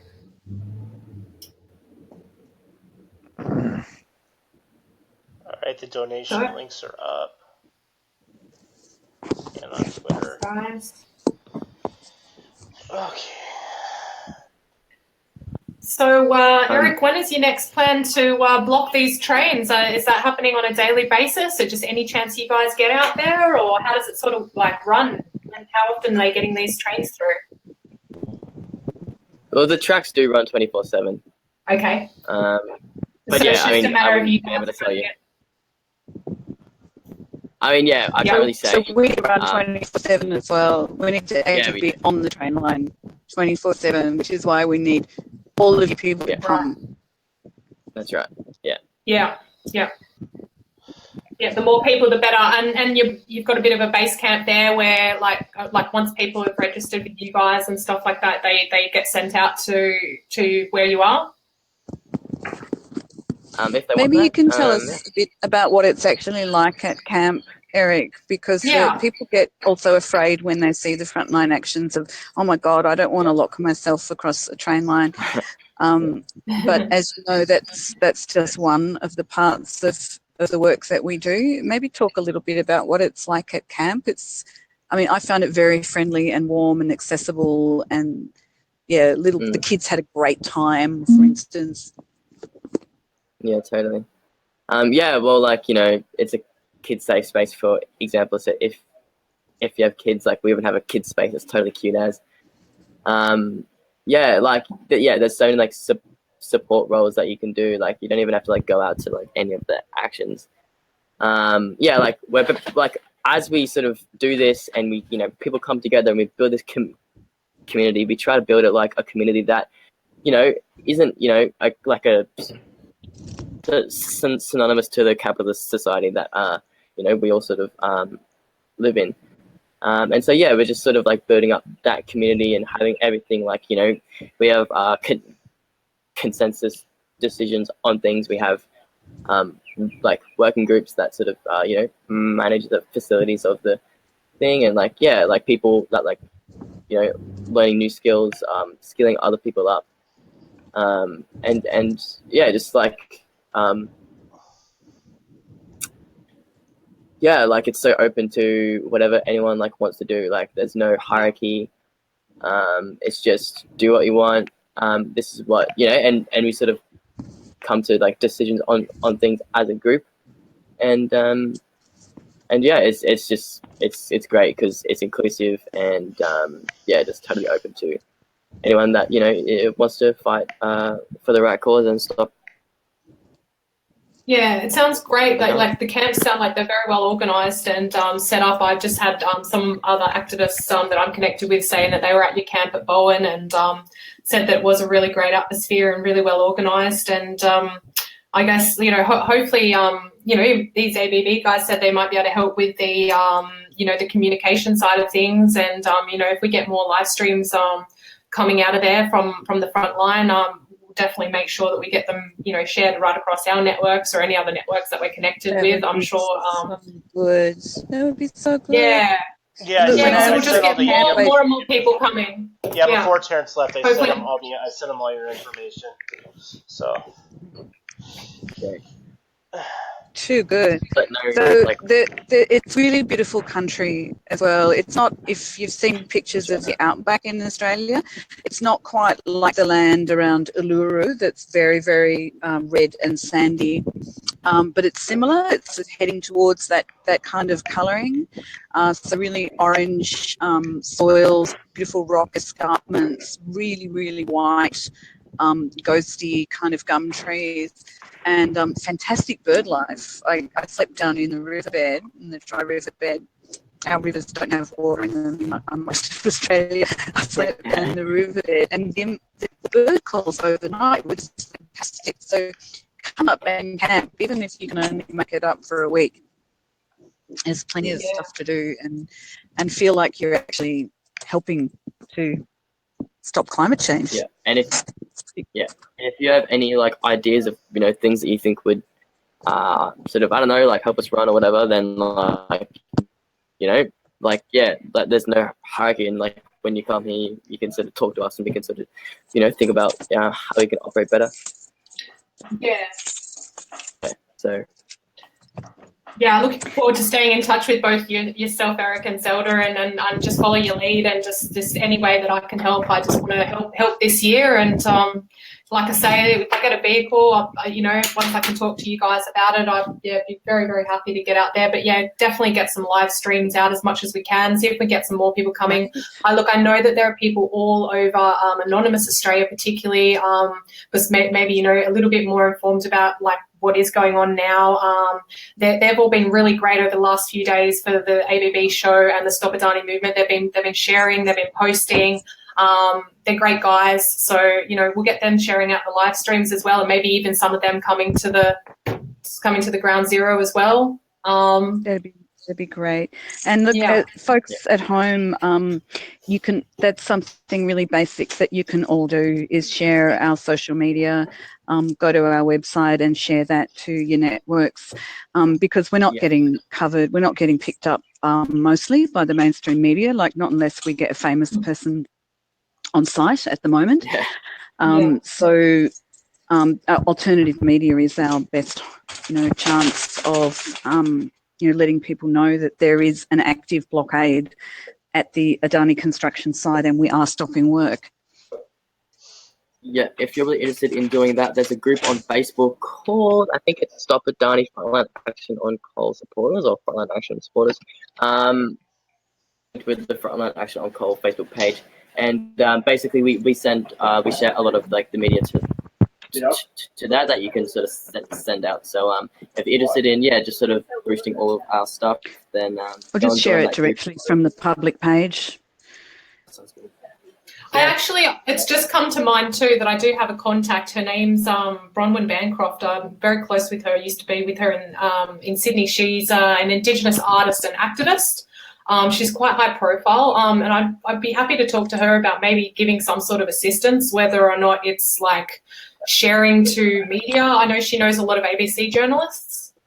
It might be worth a go talking to her and seeing if she would help us It's probably a out. conversation to have offline, Elle. Yeah. A conversation like that, yeah. Sure. Like not broadcast. Yeah. But All right, sure, yeah, we should talk about that. any contacts we can get are fantastic. But yeah, for folks who are listening, Frontline Action on Coal Facebook page, get in there, like it, share it, comment. We are being totally cyber attacked by the bullies from Adani, so every bit of love that we get in our social media warms our hearts. And the pledge is, if you want to come up or if you want to donate, it's our website, frontlineaction.org. Yeah.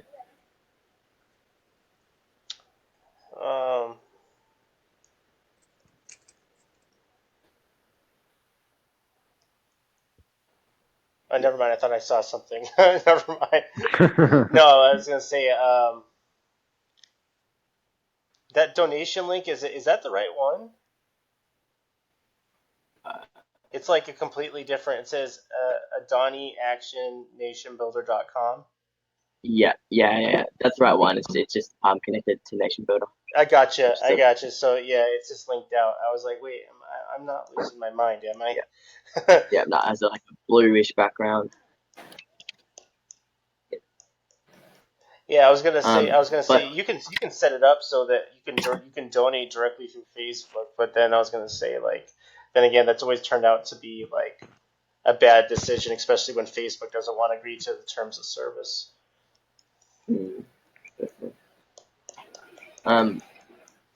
But yeah, just to reiterate, at the moment when we are targeting the NAIF loan and that going to Horizon, the people to pressure is Jackie Trad, who is I think a member for South Brisbane. Yep. In Parliament. At the moment, and also Cameron Dick, who is the State Development Minister. So just like emails, phoning her, just giving like a feedback and opinions to her as much as possible about what we think about Adani. Do these public figures have Twitter accounts? I would say yes and yes. Oh, I'm guessing. Score. Yeah. But even like local stuff, Adani groups doing actions around them. Oh yeah, starting up stuff. Yeah, but it's essentially the Labor government. It's in the hands of. You're right. There you go. Mike, are you still This with is us? like a point of failure.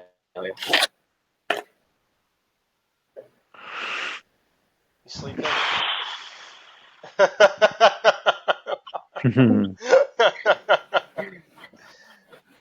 right. Yeah. What were like? I don't know. Like, what do you think the folk that have been doing stuff with Anonymous doing with Operation Stop Adani? Well, I mean, and how can people get involved?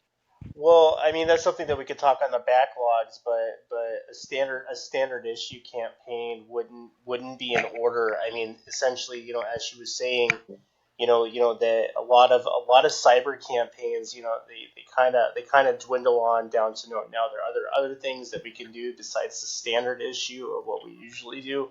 Of course there is, but there would have to be a lot of planning, on the back end, Yeah, I understand. Yeah. Okay, cool. But yeah, I would basically, say I was going to Arising say and that Adani. wouldn't be like something we would discuss over the air, but I would say a lot of Yeah. It's not kosher. Yeah. I'm aware. Yeah, I was just wondering if there was anything overt that people in the public could get involved with that. Yeah, for sure. You know, something like you were saying, you know, especially if you can look up some of these people, like, you know, anybody affiliated with Adani, you know, especially, you know, just if they have Twitter accounts or any social media, just bombard them with fucking shit. That would be like that would be another step around, you know, to try and get these people to realize that they're not welcome. And I was made a kitty letter to them. Eric, add me on Facebook if you wouldn't mind, hun, and then I can. Oh, great. Oh, was that? No, but it said you lived in Mexico.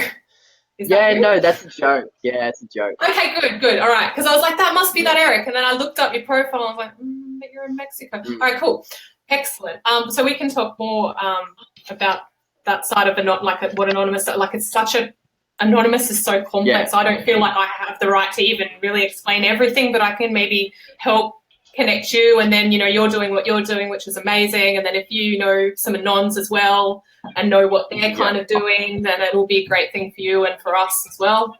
You know what I was surprised is that we were like one of the first anons, like, to like even like from what I'm seeing is like even to do anything. That's how much this isn't getting covered on this side of the map, you know. I am in some anon circles. Been doing some interesting stuff with Barrett Brown and that kind of stuff. I had a feeling, Eric. Yeah, a few things you've said made me think that you were a little bit more, you know, like-minded. So, you know, that's fantastic because, you know, I feel as though what Anonymous does is really worthwhile. There's been a lot of ups and downs for Anonymous, but of course, like, we're both the most influential like network in the world and the most probably hated or opposed or you know, you know what I mean? Definitely. Yeah, definitely. Yeah.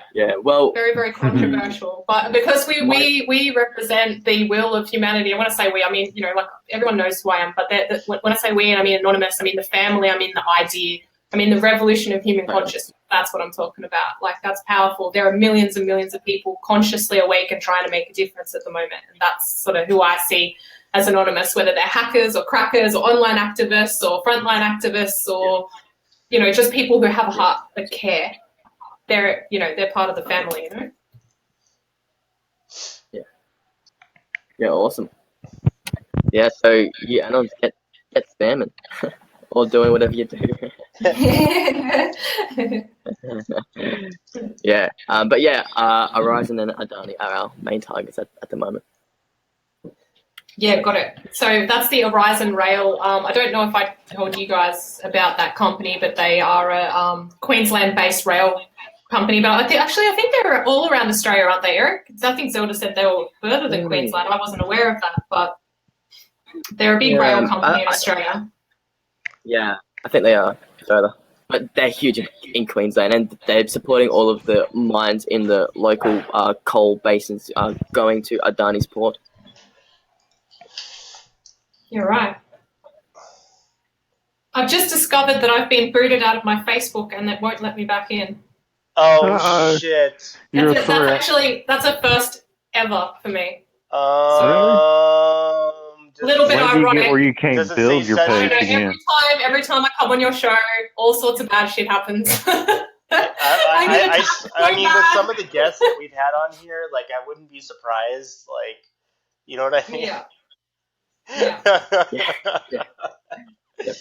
But if it doesn't say session expired, you're okay.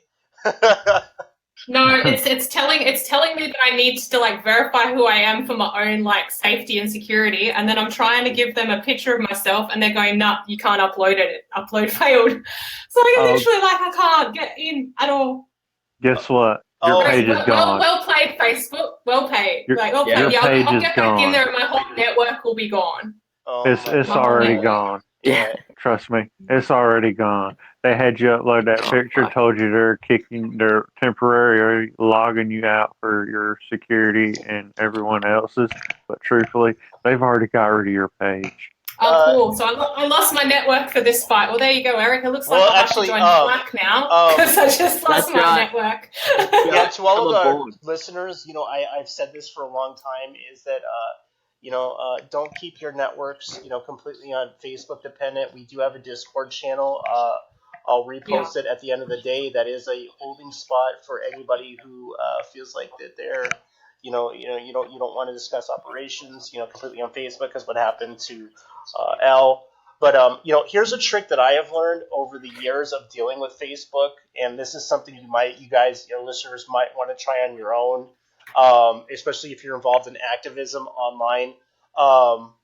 You might want to set up a you don't need to set up an instant messenger that is linked to a Facebook account. And in fact, you can set it up independently without being linked to a Facebook account. And that way you can keep those lines of communications open without worrying about your Facebook page or your account being deleted. Because unfortunately, you can't. A Facebook Messenger account can't be deleted. Not by a normal command. You can't report it. You can't. Usually the end user, have to literally abandon the account for it to go away. Yeah, gotcha. Yeah. Well, I'm already on Discord. I just haven't been very active. I'm on MeWe and Discord, so I guess I'm just going to have to be done with Facebook. So I should have just listened to Mark and went along with the Exodus and not been such a bloody stubborn. Well, yeah, before the show we were discussing how we lost the 145,000 page. It's probably going to turn into a lawsuit. Wow. Oh yes, that's right, Eric. We did. We would have got a lot more viewers today. In fact, though, we lost anonymous live stream, which is 145,000 people subscribed to. Yeah. So, like I said, we get attacked pretty heavily because of our successes in the past. So it's like, so frustrating. One of the things that we've encouraged within FLAC. Sorry, can you hear me? Yeah. Yeah, you can. Great. Sorry, I jumped off and I bumped off and then bumped on again. I'm bumping all over the place. But one of the things we're encouraging within the FLAC community is for people to be pretty agile with digital channels. Yeah. So we use several digital channels for communications. And that can be a little bit confusing. Sometimes you don't know which platform to go and look on for the information that you need. So you'll tend to coalesce around one platform or another at any given time. But it does mean if one goes down, we've always got 6 or 7 other platforms for our comms. Yeah, distributed organising and decision-making and all that kind of stuff.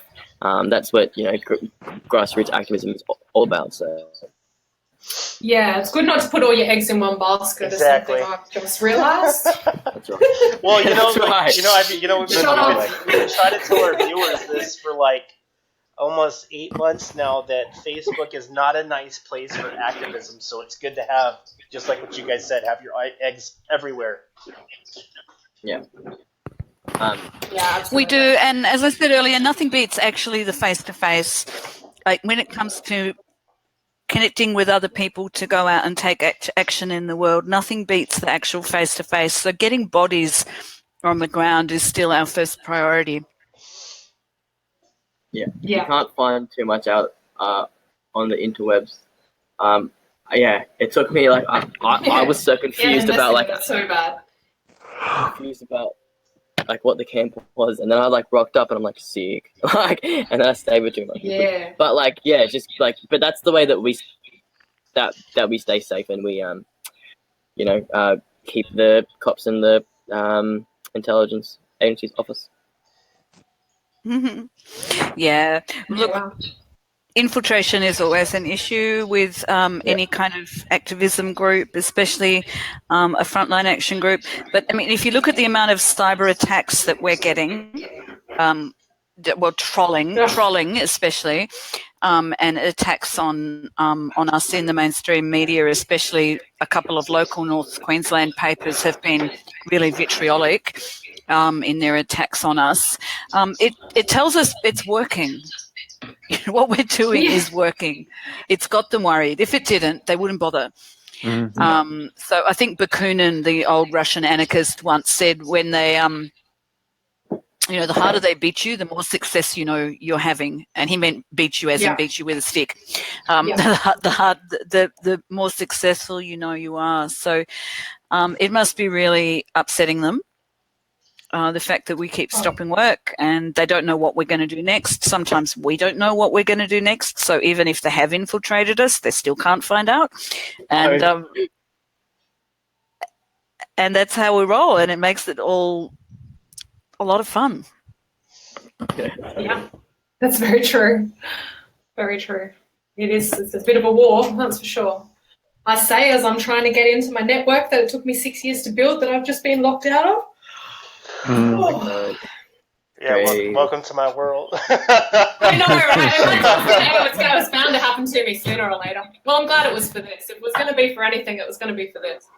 Well, look, I know I'm a bit old-fashioned and I keep saying this, but the thing about the human connection, the actual face-to-face connection, is no one can lock you out. Yes, like only the other human can do that. Yeah, that's right. Yeah, very good point. Oh, well, it's a pivotal moment for me. I mean, these guys from Anonymous have moved away from a lot of the social media forums so that they can work more effectively outside of that. And, I digressed. I wanted to stay on Facebook and keep trying to spread the word to people that I didn't know, but it just seems as though, like you say, Zelda, you are flogging a dead horse to a point. You can only get news and information out to a point on some of these forums, and, you are just better off, acting and just making actions that will result in some sort of change. So, it's good to share things, it's good to promote things, but yeah, I think they've really handicapped us on social media. Yeah, look, in the climate movement, all the activist movements I've ever been involved with, there's a lot of focus on raising awareness. People talk about, we've got to raise the awareness, we've got to get the message out, and I always ask, for what? To what purpose? Like, once we've raised the awareness, then what? Because it's all very well to know that a problem exists, but then what are we going to do about the problem? So I really focus on trying to give tools to people. Here's the problem, and here's what you can do about it. To go against the kind of helplessness that we were talking about earlier, where people feel like, climate change is this terrible, huge problem, but what can I do? There's nothing I can do about it. Well, of course there are things people can do about it. And right now in Australia, for instance, you can support frontline action on coal. Yeah, exactly. Yeah, no, it's brilliant that you guys have have come about, and that there is something like this for people to join, because it's for anyone that is environmentally conscious and that's been seeing the way the state of the world's going, like joining something like this, and I hope that somewhere there's a frontline action on oil committee as well, because these are the things that we need to be supporting and joining and acting on, because this will make the changes that we want. We'll start to dissolve the power structures that are in place at the moment. Well, Australia is the world's largest exporter of coal, so our focus is really on coal. Of course, you can't fight every coal mine and every industry at once, so Adani is the current focus, and the Galilee Basin. But it's such an intersectional struggle. It's a multi-pronged struggle. It's a land rights struggle, so it's a sovereignty struggle. It's a struggle for the marine environment and the Great Barrier Reef. It's a struggle for social justice. Ultimately, for climate justice. Yeah, absolutely. Yep. Wow, Facebook really hates me right now. Yeah, I was gonna say that so much. If you find that you can't be uploading a picture via your mobile device, you might want to try on the computer. If you can't do that on the computer, then there's a reason why. And most likely than not, if you can't find it there, then you're gonna have to abandon the account and make another one. Yeah, Yeah. good luck there too. And then, but there used to be ways to email Facebook around it, but they've cut up all that shit. So like They never respond to my emails anyway. I've been asking them why they've like handicapped my profile, and they never responded to that anyway. we found They won't. we do have a No. I actually do know a technique that you that might work for you, but I'd have to discuss with you that little secret offline. Yeah, let's do that. Yeah. We won't go into it anymore. I'm still just trying to do what I can from my end. It's all right. I'm kind of amused because, like what Zelda said, I mean, this really does suck, and I'm hating that it seems as though they've killed my whole network.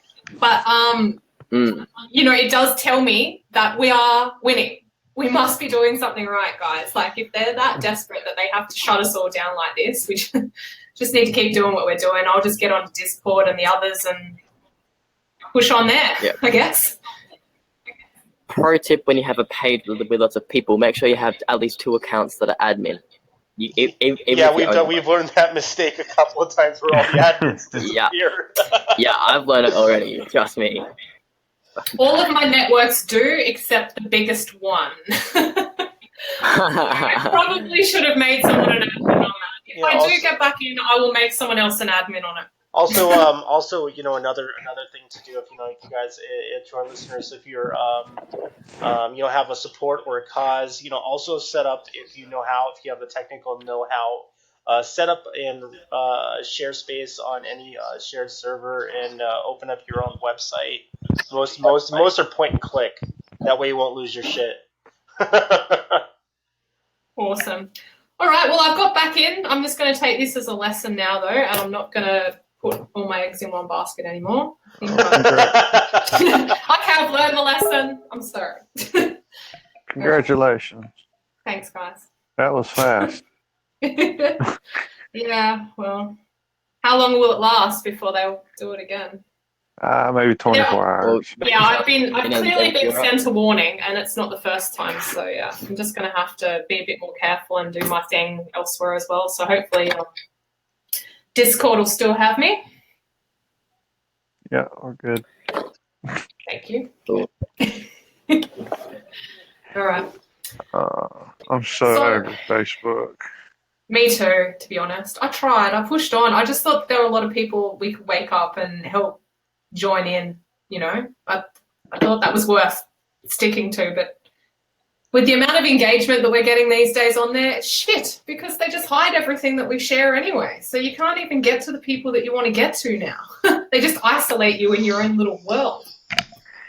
Yeah, I've tried it by building like 5 different pages and doing the same story all at one time. No, they'll just bunch them all together and show one page posting. God. I wish you luck for that. Yeah, no, it's fine. I started to suspect I was flogging a dead horse towards the end of last year, but now I can clearly see it. And also the fact that with the push of the button, they can just shut me down in 2 seconds anyway. Yeah, they're moving towards totally different. What I've been learning on how this algorithm works is that a lot of on the back end is just they're assigning digital values, and then if you get a certain value, then the computer sets off the algorithm, and then you get booted off, and apparently your profile has been assigned that value. Yeah, that makes sense how it would work like that, because otherwise, there's no way they could have the manpower to do what they're doing to us. No, but, I mean, it's all automated. Targeting. Yeah, it's all automated. Yeah. There's not. I mean, at one point, I know that Facebook was hiring people to literally sift and go through all this shit, but those days are long and gone. Those days are over. Yeah, because I feel as though we even had a bit of support in those days. Like there are a few people that thought, oh yeah, it's anonymous, it's cool, let that one ride. I really do. I swear we had people on our sides in those days. But yeah, I don't know. Now, like you say, it's all algorithms and all blockchain. Yeah. It's all a load of shit now. It's just we can't wake the masses on Facebook anymore. Speaking of algorithms, you're scaring them. If you have tech skills and want to come to the blockade, that'd be great. Yeah. Well, I'm recently out of a job, so Sick ass. I think I'll start chaining myself to railway. right. We can get some change for you. Yep, sweet. I'll be in a tree. I'll climb up a tree. I'm game. But the only thing is, we'll have to make sure we somehow get the word out for these donations because I'm a bit poor. I don't know. I'm going to pay my fines, but I'll happily go up in the tree. Right. Yeah. Oh, don't worry. Crowdfunding for days. Good ass. Yeah. Awesome. Oh wow! How did that? What happen? a day, huh? Yeah. Jeez. That's Tyler? Well, yeah, at no, I least know. I was seeing some. I'm seeing. Yeah, sorry. I'm just like looking at some weird shit in the background. It's like it's almost as though they're attempting to like not let this broadcast like go anywhere. I was just about to say, at least nothing has happened to the show chat yet, but maybe that's like an ironic thing to say if they're, about to mess with that as well. Yeah, because usually we have a reach of 20 or 30,000. Sometimes we with the sharing, and on the back end, I'm not seeing that, and it's not due to user engagement. It's actually a form of shadow banning. Yeah, it's just not letting us share. So Eric, I've done a few shows with these guys as well, and I've seen some of their more successful shows. This would have been given the fact of how much we've promoted it, and we should have at the start of this program had about 100 people watching the program just to kick it off. And it's just been way, way, way below that engagement. And apologies from us, but it just goes to show the current climate that we're in at the moment and how much we're suppressed, I guess. Yeah. I'll literally download the show and I'm going to put it back on our YouTube channel afterwards so it'll get more engagement. Yeah, I think that's what I'm going to try and do, get like some post engagement and try and like get the show watched by people at least after today. And hopefully they'll get the information that they need and they can help these guys. Yeah. Is anyone else streaming the show from the middle? I noticed when I went back to watch a few episodes on YouTube, there was maybe an extra 3, 4, 5, 6 streamers. We've only done that a couple of shows, but yeah, it was literally like another person in the chat was streaming the chat. It's a good idea. Yeah. Yeah. That's cool. That would be cool. But yeah, the chats get pretty crazy. How I haven't even looked at the chat. Like you said that there are a lot of people coming in and trying to like troll and give abuse and all that sort of thing. That's really stock standard. What I'm seeing on our videos, the video that you made that I post, and I'm seeing people from Queensland that never visit our page are commenting that we don't know what we're talking about. This isn't going to affect the coral reef. There's a guy with a profile that doesn't even look real. He's not banned yet. He's not a real Facebook person. is not on that. Yeah. Oh God. Okay. Yeah. It's verified. So there's some paid trolls, but from Australia possibly. See, Also, there's a group called that's what it's called. I guess is it Queensland Protesters? Okay, yeah. I don't know, some group that like tries to stop us pretty much, and like they try to like it's probably paid off by like trying to like rally locals. How weird. But yeah, totally, it's heaps weird. So it's like an alternate protest, like to protest protesters, basically. Totally, yeah. That sounds I know what it is. and they like that's a group that come at you, basically. Yeah, they're on Facebook, whatever. Queensland. You know what I'm seeing is that some of these people, it might be for your good intel, is that some of these people that are commenting on this they're kind of like stupid. Whoever did it. They're linked into activist group, and you can see which ones that they're in. Wow. So you got spies in some of these that might be that group that you're talking about, Eric. Then, if they're trying to act like they're protesters and discredit, the movement by saying, "Oh no, it's fine. It's not going to cause any environmental damage, whatever." Yeah, right. Yeah, I'm here. Yeah. I think those guys have actually come onto the Anonymous Fights back page by the sounds of it, Eric. If it sounds like it suits the MO of what you're explaining about this group, then they must be paid shills, is my only assumption. I mean, they have to be.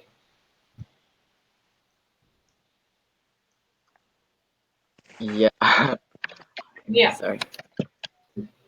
Yeah. But I mean, I know the government was recruiting actively people to help them out with anything that they wanted help with. Like, they've got their own activists, but they're for government agendas. And I forgot a politician or someone trying to say that we get paid by. Once it was Labour, to be here, and other was it was Greens, and then it was Greenpeace. It was anyway, but yeah, that they try to put some spins on what we do here as well. But to clarify for our viewers, we all come here voluntarily out of our own pockets, and whatever we can. Yeah, exactly. Like they would probably, if they got the opportunity, try to discredit your movement or make you guys out to be doing the wrong thing or something at any turn. But it seems from speaking to yourself and from speaking to Zelda, and you obviously have got some really amazing people behind you, and you've got that whole STOPADANI movement behind you. So it's good. It seems you guys have got quite a lot of credibility, and you're going about things the right way, and a bit more cautious than say possibly myself or some other affiliates of Anonymous might be. You know what? I'm surprised that hasn't jumped on this is Unicorn Riot. Yeah. You know what? Exactly. I'm surprised. Unicorn Riot, Eric, is a fantastic media source. It's sort of a little bit like RT. They're not very biased. They report good news about the topics that we care about. And Unicorn Riot did a lot of coverage of No Dakota Access Pipeline. I might try and reach out to them maybe and just tell them. Maybe they just aren't aware. They might be able to get some heads out there. Tomorrow. Absolutely. Awesome. Yeah, good point. Okay, so I'll just write that down, Eric, and we can talk to them because they're really good journos, and they could come out and maybe film a bit of stuff that you're doing out there. Yeah, sounds good. Yeah, cool. All right. Well, I can let you know after the show, if I get to talk to them or if they'd like to come out, maybe I can put you guys in touch. Oh, I think I just turned the camera on. Mm-hmm. Yeah, more editors are great. If you're a good editor, we get so much content and there's so much work. Oh, you mean in terms of video editing? Yeah, if you can do that. I can do that. People. Yeah, I can edit. I'm keen to have you around. Absolutely. But people get into that. Yep, I can help you with editing. I'm still I'm not A1 amazing, but I edited some of the footage for STOPADANI. So I like to do a little bit of editing where I can. If you think it would help, I'll be happy to do some of that for you. Yeah, and we can even skill you up if you don't feel like you're good enough yet, or even if someone is really interested in stuff, come along and we'll teach you how to do stuff. All right, fantastic. Well, we'll definitely have to talk off air about all of that because I'd love to help, and it'll be good experience for me to do a bit of that.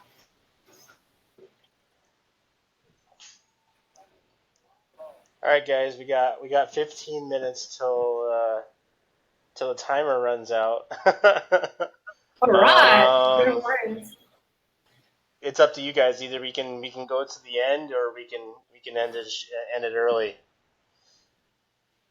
All right. Well, how are you going there, Eric? You're obviously on the front line. Is there anything you'd like to say to wrap things up before we finish?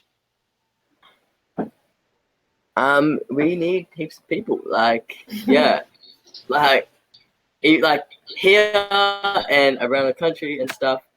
Black brand to be out there. The STOPADANI movement has sort of been swamped by the STOPADANI campaign and that alliance.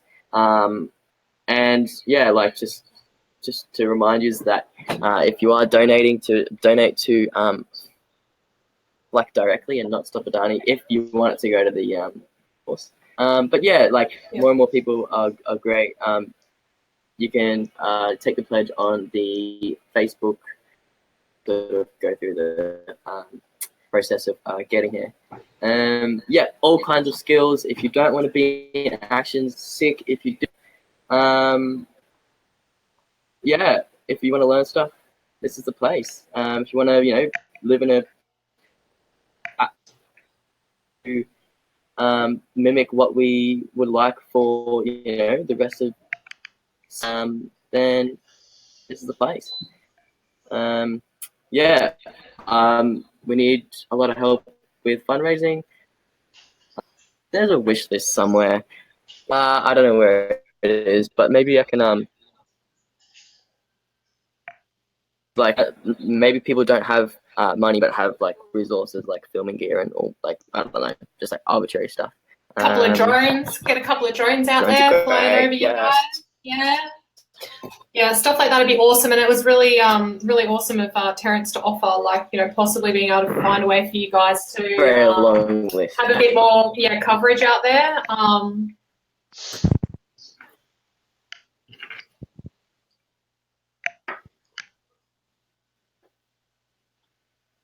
Well, yeah, so Joan, give us a buzz. We can.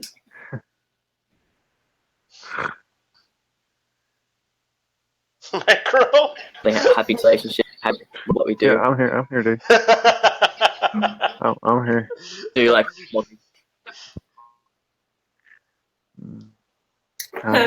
Such a symptom of the show, a bit of dead air, but it's really good. Yeah, we were able but to. yeah,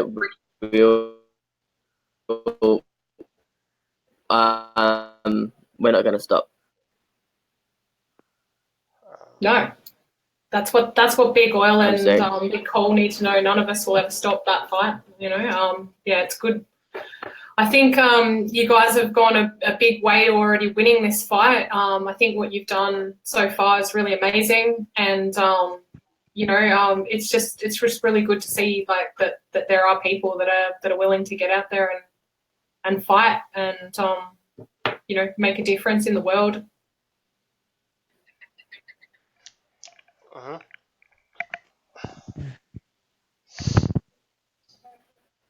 But it's super important. Like, there's no other fights if we don't win the one climate change. Like, I mean, in my opinion, and a lot of others that, realize the sort of importance and, climate change, like, this is the shit. Like, anyway, yeah, that's what keeps me going, and a lot of us out here, just protecting the earth and consciousness itself. So yeah. Gotcha. Absolutely, and yeah, thank you so much to you guys from ABB for letting us come on and talk about this cause. It's been a funny day. There's been a lot of attempts to silence what we're trying to talk about. But it is really amazing to know that there is such solidarity out there, and there are people that care. And I mean, this is let's not mince words. It's a really big problem. There's a massive coal mine going to be built near one of our world's natural wonders. It's probably going to decimate the environment and nature all around it. Native sovereigns don't want it. This thing keeps happening in our world where they keep destroying the environment for money over the benefit of the native sovereigns. So, it's an extremely important issue that I'm just really pleased that we got talking about today, and I think some actions will happen out of it.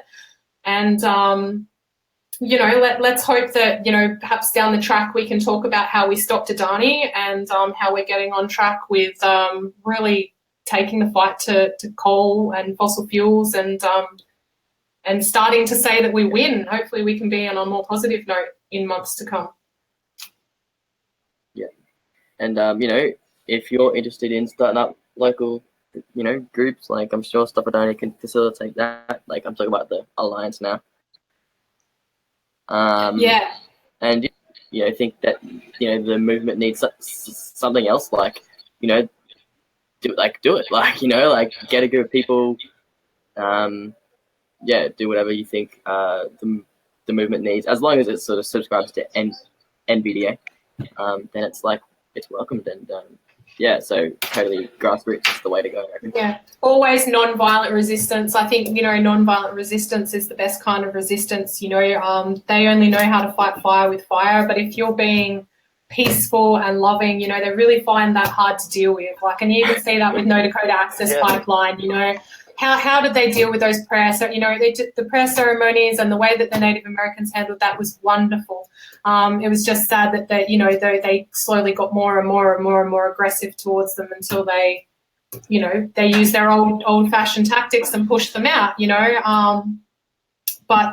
If you continue to be non-violent in your approach, I think you're more willing to get somewhere, because otherwise they're just going to make us out to be criminals, just like what they try to do to Anonymous.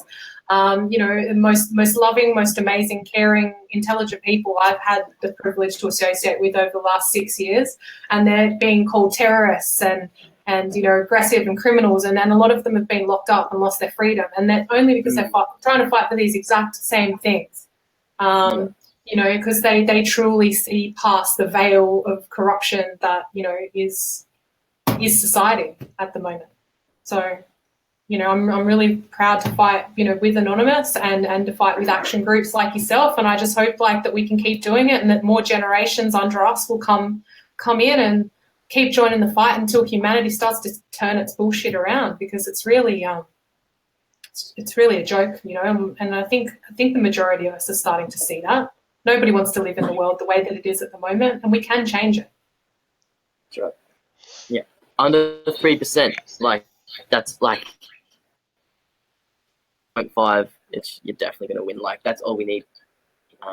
That's what you're saying too. We say we want a whole 99%, guys, but if what you're saying is correct, and a 3 to 4% groundswell is enough to make these people quiver and feel pressured and be able to stop some of their actions, then that's worth pushing for. You know what I mean? We can do that. We can do 3 to 4% easy. Totally. Direct action. Direct action. Not even making them quiver, just totally just whatever campaign, no campaign has lost when 3% of the population has been doing direct action, and that includes things like overthrowing the government and stuff. So, yeah, absolutely. I mean, I'm not endorsing that right now, but maybe for the future. Anyway. Yeah. Well, at the end of the day, the whole purpose is it's outrageous. You do not choose coal and profit over beauty and natural wonder and the health of our environment. Anyone that wants to do that is a criminal in my mind, and it's them that should be being arrested and locked up, not you guys. That's right. In the future, yeah, in the future, when you tell your grandkids that time when you were arrested, when you were stopping some coal mine or whatever, you're the hero, not the villain that the legal system that tries to make you out to be. We're on the right side of history. So. Yeah, that's exactly right. Yeah, and I think we all know that, at least deep down. That's something they can never take away from us. We know what we're doing is right. We're conscious. We're awake. We see. So it's them that have to wake up and realise. And I think a lot of them will be quite remorseful if they ever do wake up to see what they're doing is wrong.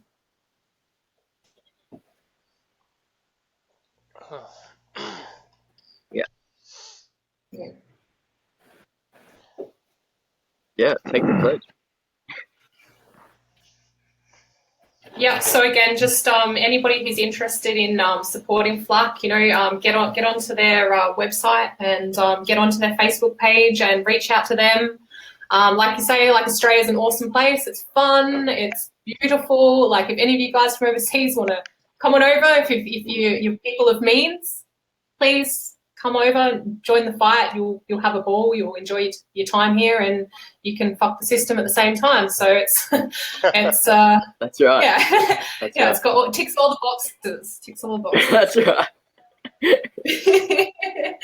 That's exactly right. Yeah. That's good. Also, I'd like to thank all of our guests to listening for this. I'd also like to, thank all the people who commented. All the links for the donations have been posted within the profile of this video. It'll also be reposted on YouTube. I do apologize to all of our viewers for our YouTube not going up, but there seems to be some syncing issues, and that will be up within the next couple of hours. I don't know how long it's going to take me to re-upload and download this episode. We will be posting updates on STOPADANI throughout the week. And do you guys have anything else to add? No, thanks so much for letting us speak. Oh, thank you. Yeah, I'm really, really pleased with how it all went. Yeah, so like I said, I wish we had have got some of our old exposure out there on the web, but I know that that's just because we've got resistance. I think this is a really great show, and it was. I think, yeah, I really just appreciate everybody's effort in trying to get the word out about this and help us save this reef. Exactly. Yeah, and also would just like to acknowledge once again that on this day, the 26th of January, Australia, some of Australia people celebrate, just get together and mourn and do activist things for Invasion Day. So just remembering the unlawful colonization of Australia that continues to this day. And so, you know, maybe on Facebook as well. All right. I'm going to roll out with the outro, and we'll go to the credits. Thanks so much. You're welcome. All right, thank you. Cheers, guys. Thank you. Cheers. Good luck. Hereby declare this to be an unlawful assembly.